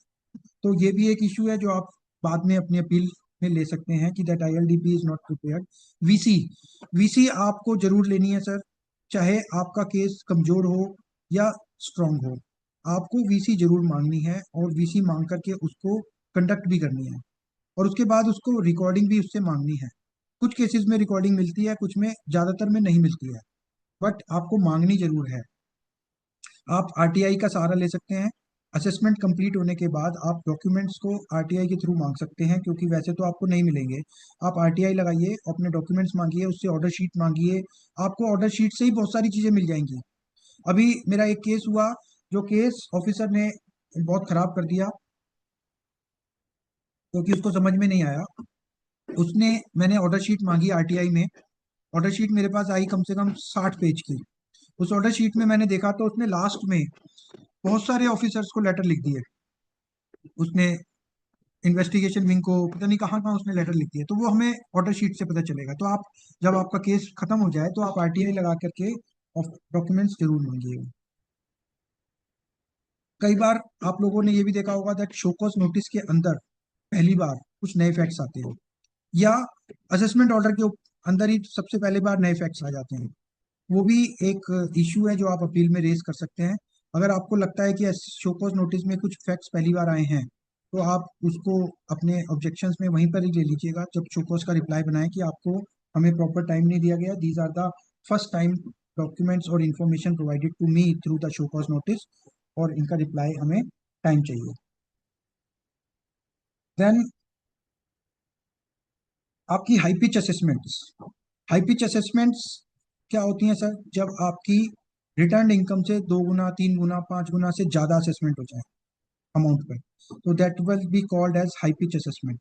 हाई पिच असेसमेंट के अंदर आपके पास एक ऑप्शन अवेलेबल रहता है असेसमेंट ऑर्डर कंप्लीट होने के बाद, कि आप उस असेसमेंट ऑर्डर को लोकल कमेटी के पास एक पिटीशन फाइल कर सकते हैं। उस कमेटी में 3 प्रिंसिपल कमिश्नर्स होते हैं, उसकी एक स्टैंडिंग गाइडलाइंस है अलग से, और उस कमेटी के पास अपनी हाई पिच असेसमेंट की पिटीशन आप लगाएंगे। उस पिटीशन में आप अपने फैक्ट्स, अपने डॉक्यूमेंट्स देंगे उनको। उस पिटीशन को लगाने का फायदा जो मैंने देखा है अभी तक, वो ये होता है कि आपकी डिमांड की रिकवरी जल्दी से नहीं होती है। आपके फैक्ट्स अगर स्ट्रांग है, आपका लीगल पॉइंट स्ट्रांग है, तो वो कमेटी भी उस फैक्ट्स को, लीगल ग्राउंड्स को देखती है, और उसके बेसिस पे आपकी रिकवरी के चांसेस कम हो जाते हैं। जैसे कि मैं आपको अपना एक केस बताता हूँ। मेरी सोसाइटी में एक दूध का डिपो है, छोटा सा मदर डेयरी का। वो लड़का अनपढ़ था, उसने रिटर्न फाइल करी तो वो उसने किसी ऐसे ही अकाउंटेंट से रिटर्न फाइल कराई। रिटर्न फाइल कराने के बाद नोटिस आया 148 का, और वन को पता नहीं चला क्योंकि वो तो अनपढ़ था, उसके पास तो कुछ आया नहीं, और उसकी एडिशन हो गई 2 करोड़ रुपए की, जिसमें कि क्योंकि वो क्या करता था, वो डेली उसकी कैश कलेक्शन होती थी दूध बेच के हमारी सोसाइटी से, और वो उस कलेक्शन को बैंक में जमा कराता था। अगले दिन वो बैंक से पेमेंट होती थी, दूध आता था, और वो दूध फिर डिस्ट्रीब्यूट होता था। अब एडिशन हो गई, हमने पिटीशन लगाई। पिटीशन लगाने के बाद उस केस में आज तक कोई रिकवरी नहीं हुई, रिकवरी का नोटिस ही नहीं भेजा डिपार्टमेंट ने, क्योंकि हमारे फैक्ट्स बहुत स्ट्रॉन्ग थे। हमने कहा कि भाई आप ये देखिए कि एक आदमी दो डेली दूध बेच रहा है, दूध बेच के वही पैसा बैंक में जमा करा रहा है, और उस पैसे से अगले दिन मदर डेयरी को पेमेंट कर रहा है। तो ये एक कमेटी है, और इस कमेटी के लिए आपको ऑनलाइन ईमेल के थ्रू, ये ईमेल है समाधान.faceless.assessment@incometax.gov.in, ये आप नोट कर लीजिए, समाधान.faceless.assessment@incometax.gov.in। इस पर आपको अपनी petition along with documentary evidences file करनी है, ईमेल भेजनी है, और ये कमेटी आपके डॉक्यूमेंट्स को देखेगी, और उनके बेसिस पर उसके ऊपर एक्शन लिया जाएगा। तो ये एक छोटा सा मेरा प्रयास था आप लोगों के साथ 143(2) सेक्शन को शेयर करने का। अब अगर रौनक, हम सर लोग कोई हाँ क्वेश्चंस हैं जी, तो हम लोग हाँ ले जी लेते हैं। सर, देयर आर मल्टीपल जी questions in the chat box, तो मैं एक जी एक करके बताइए। पढ़ूं क्वेश्चंस या कैसे? हाँ जी, बिल्कुल बिल्कुल बिल्कुल। ठीक है। तो सर सबसे बताइए पहला चलो। क्वेश्चन जो है हमारा एम के एसोसिएट सर की तरफ से, he wants to hmm. understand कि section 133 subsection 6 received and submit all in 133 subsection 6 reply, why same reflect in 143 subsection 2? MK sir, if you can just unmute yourself and एक बार आप इस query को elaborate करेंगे तो we will be able to solve it in a better manner.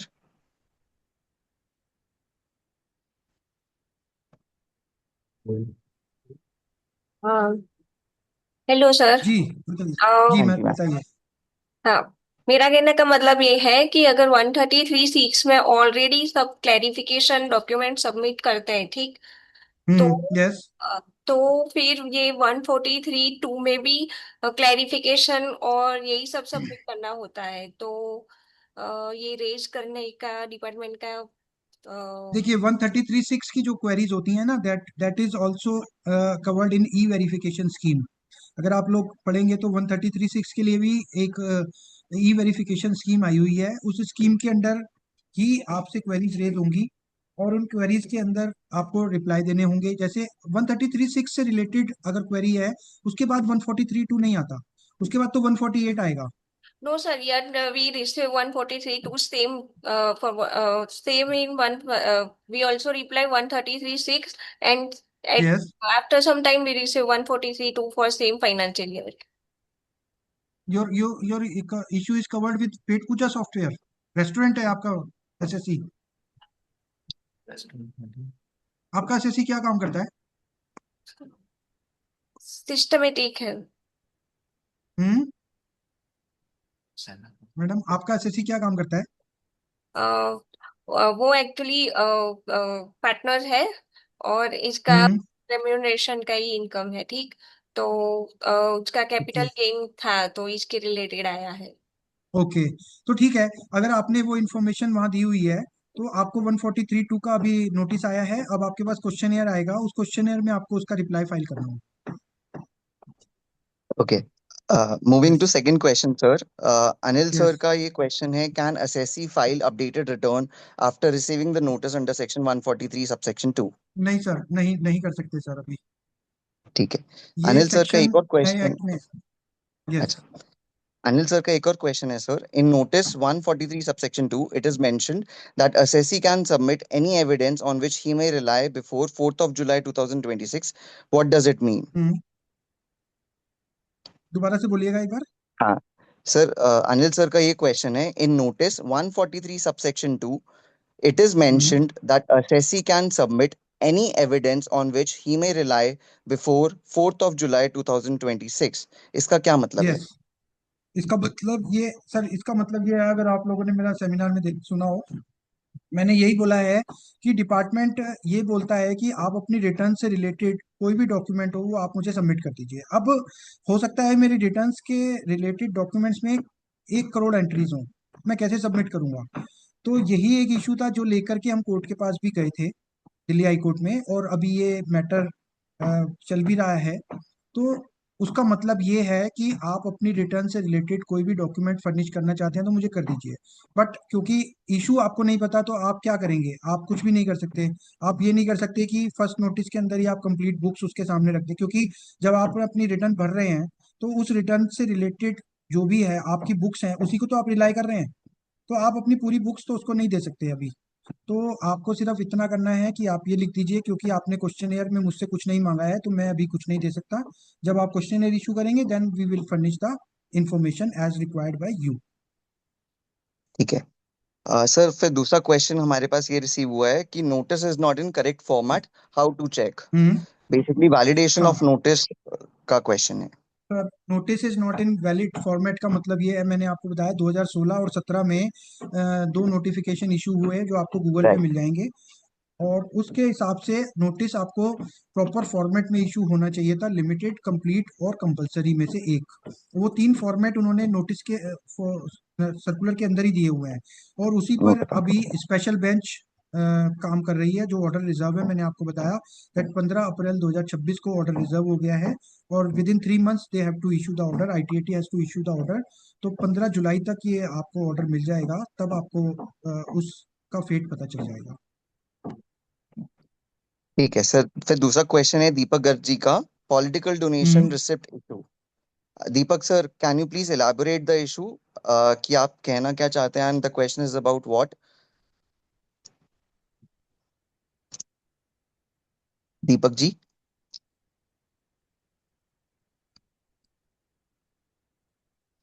Okay, moving ahead देखिए sir political, Devdutt. मैं थोड़ा सा इलेबोरेट कर दूं। पॉलिटिकल डोनेशन रिसीट का इशू ये था सर कि बहुत सारे लोगों ने पॉलिटिकल डोनेशंस की अगेंस्ट डिडक्शन क्लेम की हुई थी, राइट। और उनको, कई लोगों को तो समन्स आ गए, और उन्होंने अपडेट करके, रिटर्न अपडेट करके और उस पर टैक्स दे दिया और वो बच गए। कुछ लोगों ने उसको फाइट करने का सोचा, और वो उनके केसेस या तो 148 में रीओपन होंगे, या फिर जिसने असेसमेंट ईयर 25-26 में भी पॉलिटिकल डोनेशन क्लेम की हुई है और उस पॉलिटिकल पार्टी के यहाँ सर्वे हुआ या सर्च हुई, या उसने एक स्टेटमेंट दे दी होगी कि मैं बोगस रिसीट इशू करती हूँ, तो उसके बेसिस पे आपका 143(2) का नोटिस आया होगा। और अगर वो ऐसा है तो आपको, अब आपके पास कोई ऑप्शन नहीं है, आपको अपने 143(2) के नोटिस के जवाब में आपको अपने डॉक्यूमेंट सबमिट करने होंगे कि आपने जो पॉलिटिकल डोनेशन की डिडक्शन क्लेम की है that was correct. Okay, thank you sir. Yes, sir फिर एक क्वेश्चन देवदत्त शास्त्री जी का है, can be ask what are the certain issues for which 143(2) is issued? Yes, you can ask, you can, मैंने जैसा कहा कि आपको नोटिस अभी रिसीव हो गए हैं जून में सब लोगों को, तो आप लोग ऑब्जेक्शंस बनाइए, ऑब्जेक्शंस को फाइल करिए, और उन ऑब्जेक्शंस के अंदर आप इश्यूज को मांग सकते हैं। It is your right. Okay. फिर दीपक जी का एक और क्वेश्चन है, updated return of assessment year 2023 on financial year 25-26 and 143 subsection 2 notice received, is it valid? Basically they want to understand कि असेसमेंट ईयर 22-23 में उन्होंने अपडेटेड रिटर्न फाइल करी financial year 25-26 में, और उनको 143 सबसेक्शन 2 का नोटिस रिसीव हुआ है, क्या ये नोटिस वैलिड है या इनवैलिड है? सर, असेसमेंट ईयर 22-23 के लिए अपडेटेड रिटर्न, ये मैं देख करके बताऊंगा, इनको बोलिएगा मेरे मेल पे ये भेजते हैं, श्योर, मैं इसको चेक करके बताऊंगा as per law. Sure, sure sir. ये मुझे पर्सनली ईमेल करेंगे या मेरा व्हाट्सएप पे भेज देंगे, मेरा नंबर है 9810170619। I will tell reply, this is sure. The new Deepak sir post. एक बार सर को प्लीज लिस्ट डाउन कर दीजिएगा ईमेल पे या व्हाट्सएप पे, and sir will revert to it. Sir फिर next question M K associates की तरफ से आया है, also received 133(6) and submit all clarification 133(6), फिर डिपार्टमेंट ने 143(2) का नोटिस क्यों इशू किया? By department We have place received some communication from 133(6), हमने उस हाँ। नोटिस के रिस्पेक्ट में क्लैरिफिकेशन सबमिट कर दी, उसके बाद भी हम्म डिपार्टमेंट ने 143 सबसेक्शन 2 में हमें नोटिस रिसीव कर इशू कर दिया। सर देखिए, ऐसा है कि जब आपने 133(6) का रिप्लाई दिया, तो डिपार्टमेंट ने उस रिप्लाई को नहीं माना, और अगर उसने नहीं माना तो वो 143(2) देने का उसका राइट है, अगर टाइम है तो वो दे सकता है। उसके, आपके रिप्लाई को उसने नहीं माना, इसका मतलब यही है, तो वो रिप्लाई दे ठीक सकता है, इट इज वैलिड नोटिस। अगर नोटिस 143(2) का valid with in the time limit है तो वो वैलिड है।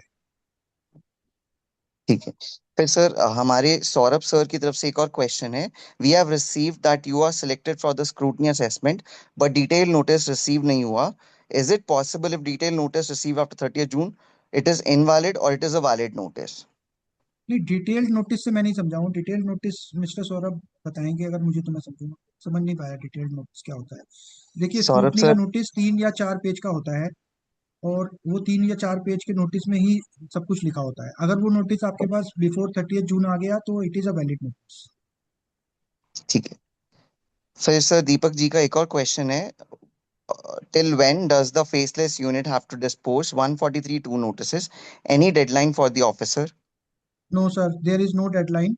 आप अपने ऑब्जेक्शन रेज करिए, और ऑफिसर टू ऑफिसर डिपेंड करता है। कुछ ऑफिसर्स, जनरली मैंने जो देखा है, वो 2 या 3 महीने उनको बेचारों को ऑब्जेक्शन डिस्पोज ऑफ करने में लग जाते हैं, as per the as per your objections, तो उनके लिए कोई डेडलाइन नहीं है। यहाँ पर प्रॉब्लम यही है इनकम टैक्स डिपार्टमेंट में, that there is no deadline, no accountability of any officer, so it is, there is no deadline. बिल्कुल सही बात कही सर आपने, I completely agree with you. फिर सर मोनिका जी का एक और क्वेश्चन है, is interest charge by depository participants on margin trading facility can be added in the cost of acquisition as cost of improvement with regards to listed shares when shares are held as capital asset? Should we write objections only after acknowledging the plain notice without any questionnaire attached to it? I think Monika ji आपने दो questions पूछे हैं। सो पहला question अगर मेरे को interpret करना है तो क्वेश्चन ये है, is interest charge by depository participants on margin trading facility can be added in the cost of acquisition as cost of improvement with regards to listed share when shares are held as capital asset? ये जो question है ये वैसे तो 143(2) से related नहीं है, और यस क्योंकि मैं शेयर्स में डील नहीं करता हूँ, मुझे आइडिया भी नहीं है इसके रिलेटेड। बट हाँ, सेकंड क्वेश्चन जो है आपका, should we write objections only after acknowledging the notice without any question? Yes, you can write. आपको जैसे ही 143(2) का नोटिस रिसीव हुआ है, you can write the objections straight away. Deepak ji का फिर सर एक और क्वेश्चन है, interest and penalty power of faceless unit in section 143 subsection 2। ये भी मैं नहीं समझ पा रहा हूँ, अगर दीपक जी मुझे एलोबरेट करेंगे तो मैं समझा पाऊंगा, मुझे नहीं समझ में आया। इंटरेस्ट एंड पेनल्टी पावर क्या चीज़ है? आप दीपक जी हैं, अवेलेबल हैं? सर ज्वाइन तो किया हुआ है दीपक सर ने, I think, but Deepak sir what we क्योंकि कैन जब तक रिक्वेस्ट यू, आप अपने क्वेश्चनर एक बार लिस्ट डाउन करके सर को या तो ईमेल कर दीजिएगा या व्हाट्सएप कर दीजिएगा। Sir will have an understanding and he can reach out to you. Okay. Deepak ji का माइक काम नहीं कर रहा है तो इसलिए वो बोल नहीं पा रहे हैं। सर मैं आपके साथ ना ईमेल आईडी और सर का मोबाइल नंबर शेयर कर दूंगा, so that you can reach out directly to sir. Thank you. फिर सौरभ सर का सर एक और नोटिस है। Detail notice mean sir only you are selected for scrutiny assessment. Yes, it is detailed notice. जो भी 143(2) का नोटिस है, it is a detailed notice. Okay. कई फिर ऑफिसर्स होते हैं जो उसमें रीजंस लिख देते हैं, और कई ऑफिसर्स होते हैं जो नहीं लिखते हैं। तो इसी पे ही अभी लड़ाई जो स्पेशल बेंच में चल रही है वो यही है कि उनको नोटिस के अंदर ही ये बताना पड़ेगा that it is in limited, complete और कंपलसरी। तीन तरीके की स्क्रूटनी है: लिमिटेड, राइट। कंप्लीट और कंपलसरी। कंपलसरी जैसे मैंने आपको बताया, जो स्क्रूटनी गाइडलाइंस के बेसिस पे होगी। लिमिटेड और ऑन 1 और 2 issues, and complete is for complete. So आपको नोटिस के अंदर ही ये लिखना पड़ेगा, और यही एक जजमेंट है जो हम वेट कर रहे हैं। अभी 2-3-10 दिन में वो जजमेंट आने वाला है, उसके बेस पे ही ये लड़ाई आगे चलेगी। ठीक है। फिर सर राजन जी का एक क्वेश्चन है, can 143(2) notice be issued if response to 133(6) is pending? Yes, yes, yes, yes, it can be issued if it is issued within time. It can be issued. ऐसा नहीं है कि अगर आपका 133(6) का रिप्लाई पेंडिंग है तो 143(2) नहीं हो सकता, वो हो सकता है। सर फिर एक और क्वेश्चन है सौरभ जी का, this is to intimate that your case for assessment year 25-26 has been selected for the purpose of faceless assessment reassessment. The case has been assigned to assessment unit for hmm, completion of assessment in faceless manner in accordance with procedural uh, down in section 144B of the Income Tax Act. Saurabh sir, I hmm. Think ये आपने this is a quite an intimation from the department कि आपका जो भी yes, case this है is an intimation. Right 25-26 का वो assessment में ले लिया गया है, चूज किया गया है इन फेसलेस असेसमेंट, और अब वो तो it's faceless just an manner में ही इंटीमेशन। होगा, ये इंटीमेशन का पार्ट है। That right. Intimation has to be issued as per the law. Right. फिर एक और मोनिका जी का एक और क्वेश्चन है, objections can be written in first response to notice और some time later. Is there any format for issuing objection और just in reply to first no notice? Madam, जैसा मैंने पहले भी कहा कि हम चार्टर्ड अकाउंटेंट्स हैं, हम लोगों को जवाब लिखने बनाने अच्छी तरह से आते हैं। राइट। और इसका कोई ऐसा प्रेस्क्राइब फॉर्मेट नहीं है। हर आदमी, हर चार्टर्ड अकाउंटेंट अपने लेवल पे, अपने अपनी बुद्धि से बना सकता है ऑब्जेक्शंस। हाँ, अगर आपको किसी चीज़ में मेरी हेल्प चाहिए, किसी केस में particularly, then I am available. But there is no such format. और आप उस फॉर ऑब्जेक्शंस को किसी भी स्टेज पे ले सकते हैं, आप कभी भी ले सकते हैं उसको। कोई टाइम लिमिट भी नहीं है सचिन इसकी। सर, आई वुड रिक्वेस्ट एक बार अगर आप चैट बॉक्स में अपना ईमेल आईडी और मोबाइल नंबर डाल दें तो it would be helpful for the participants, so that they can reach out to you with their list of questionnaires because we are over time. Thank you so much sir. Sir फिर एक हर्ष जी का एक और question आया है, if return is filed under section 44 AD then how to respond? Basically नहीं, अगर आपकी books of return accounts not been 44 AD में है और हाँ 143(2) का नोटिस आ गया, तब भी आपको जवाब तो देने ही पड़ेंगे। राइट। आपको प्रोसीडिंग्स में पार्टिसिपेशन तो करनी पड़ेगी। Thank you so much sir. Deepak ji का एक और क्वेश्चन है sir, last question, practically if a demand comes in for section 143(2) scrutiny in spite of tax demand, does the office charge penalty as well as interest? Yes, yes, yes, he can, it is consequential. It is ठीक है। Consequential. Ajay sir, yes, post this call, we will be sharing the notes and the PPT which was discussed so that it can be helpful. अगर आपको कोई भी questions हैं तो please write to Sachin sir. वो आपको guide कर देंगे and he can mentor you also in terms of any questionnaire that you have in place. Dipali ma'am का एक और question है. Sir, you said we can file objection after 143(2) notice. What shall we ask? Uh, Sir, can I take up this question? You can correct me wherever I am wrong, cause काफी insights मिले आपसे during the session. So, ma'am, इसका क्या हो सकता है कि अगर आपको कोई भी questionnaire आया है, so yes, it is a rightful decision. You can ask for the objections कि आपने किस basis पे हमें ये notice issue किया है, क्या-क्या questionnaires हैं, किस grounds पे आपने issue किया है. Sir, correct me if I am wrong. I am yes just in a yes yes learning stage. देखिए, So, आप ma'am, लोग यही अपना है. अपने दिमाग के घोड़ों को खुला छोड़ दीजिए। आप लोगों को खुद ही पता चल जाएगा कि आप लोगों को क्या क्या ऑब्जेक्शंस लेने हैं। मैं Right, sir. हमेशा ये मानता हूँ कि हम लोग ऑब्जेक्शंस अच्छे से लिख सकते हैं। तो मैंने अपना ईमेल आईडी और मोबाइल नंबर भी चैट बॉक्स में लिख दिया है। अगर किसी को भी कोई मुझसे हेल्प चाहिए हो, I am always available for the my friends, and with all this I am thankful and Raunak. Thank you sir, just the closing remarks from my side. Yes, इसके साथ ही हम ये आज का सेशन वेबिनार जो था सेक्शन 143(2) का यहीं समाप्त करते हैं। I would request and I would be very thankful on the account of the participants and Raj sir की तरफ से। I would like to share my sincere gratitude to Sachin sir कि उन्होंने अपने वैल्यू इंसाइट्स हम सबके साथ साझा किए।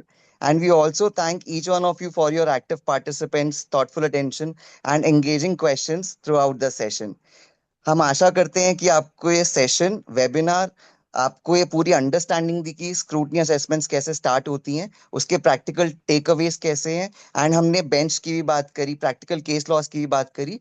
तो इस पूरे वेबिनार से मैंने एज एन इंडिविजुअल काफी कुछ सीखा सर आपसे in terms of notice thank you, कैसे आता है, हमारे पास क्या राइट्स हैं, हम आगे क्या क्या प्लीड कर सकते हैं, क्या क्या रिक्वेस्ट कर सकते हैं। Thank you so much sir. अगर किसी के भी थैंक यू कोई सो भी मच। एडिशनल क्वेरीज हैं जो एड्रेस नहीं हुए लाइव सेशन में, आई विल रिक्वेस्ट या तो आप राज सर को रिक्वेस्ट आउट कर सकते हैं, नहीं तो आप सचिन सर को भी डायरेक्ट ईमेल या व्हाट्सएप कर सकते हैं with your entire questionnaire and we will be helping you throughout the questionnaires that you have in place. Thank you And so much team. I will share my PPT to Raj Chawla sir, and he will share it. Okay, I will share it. Okay, thank thank you, you everyone. Thank you so much sir. thank you.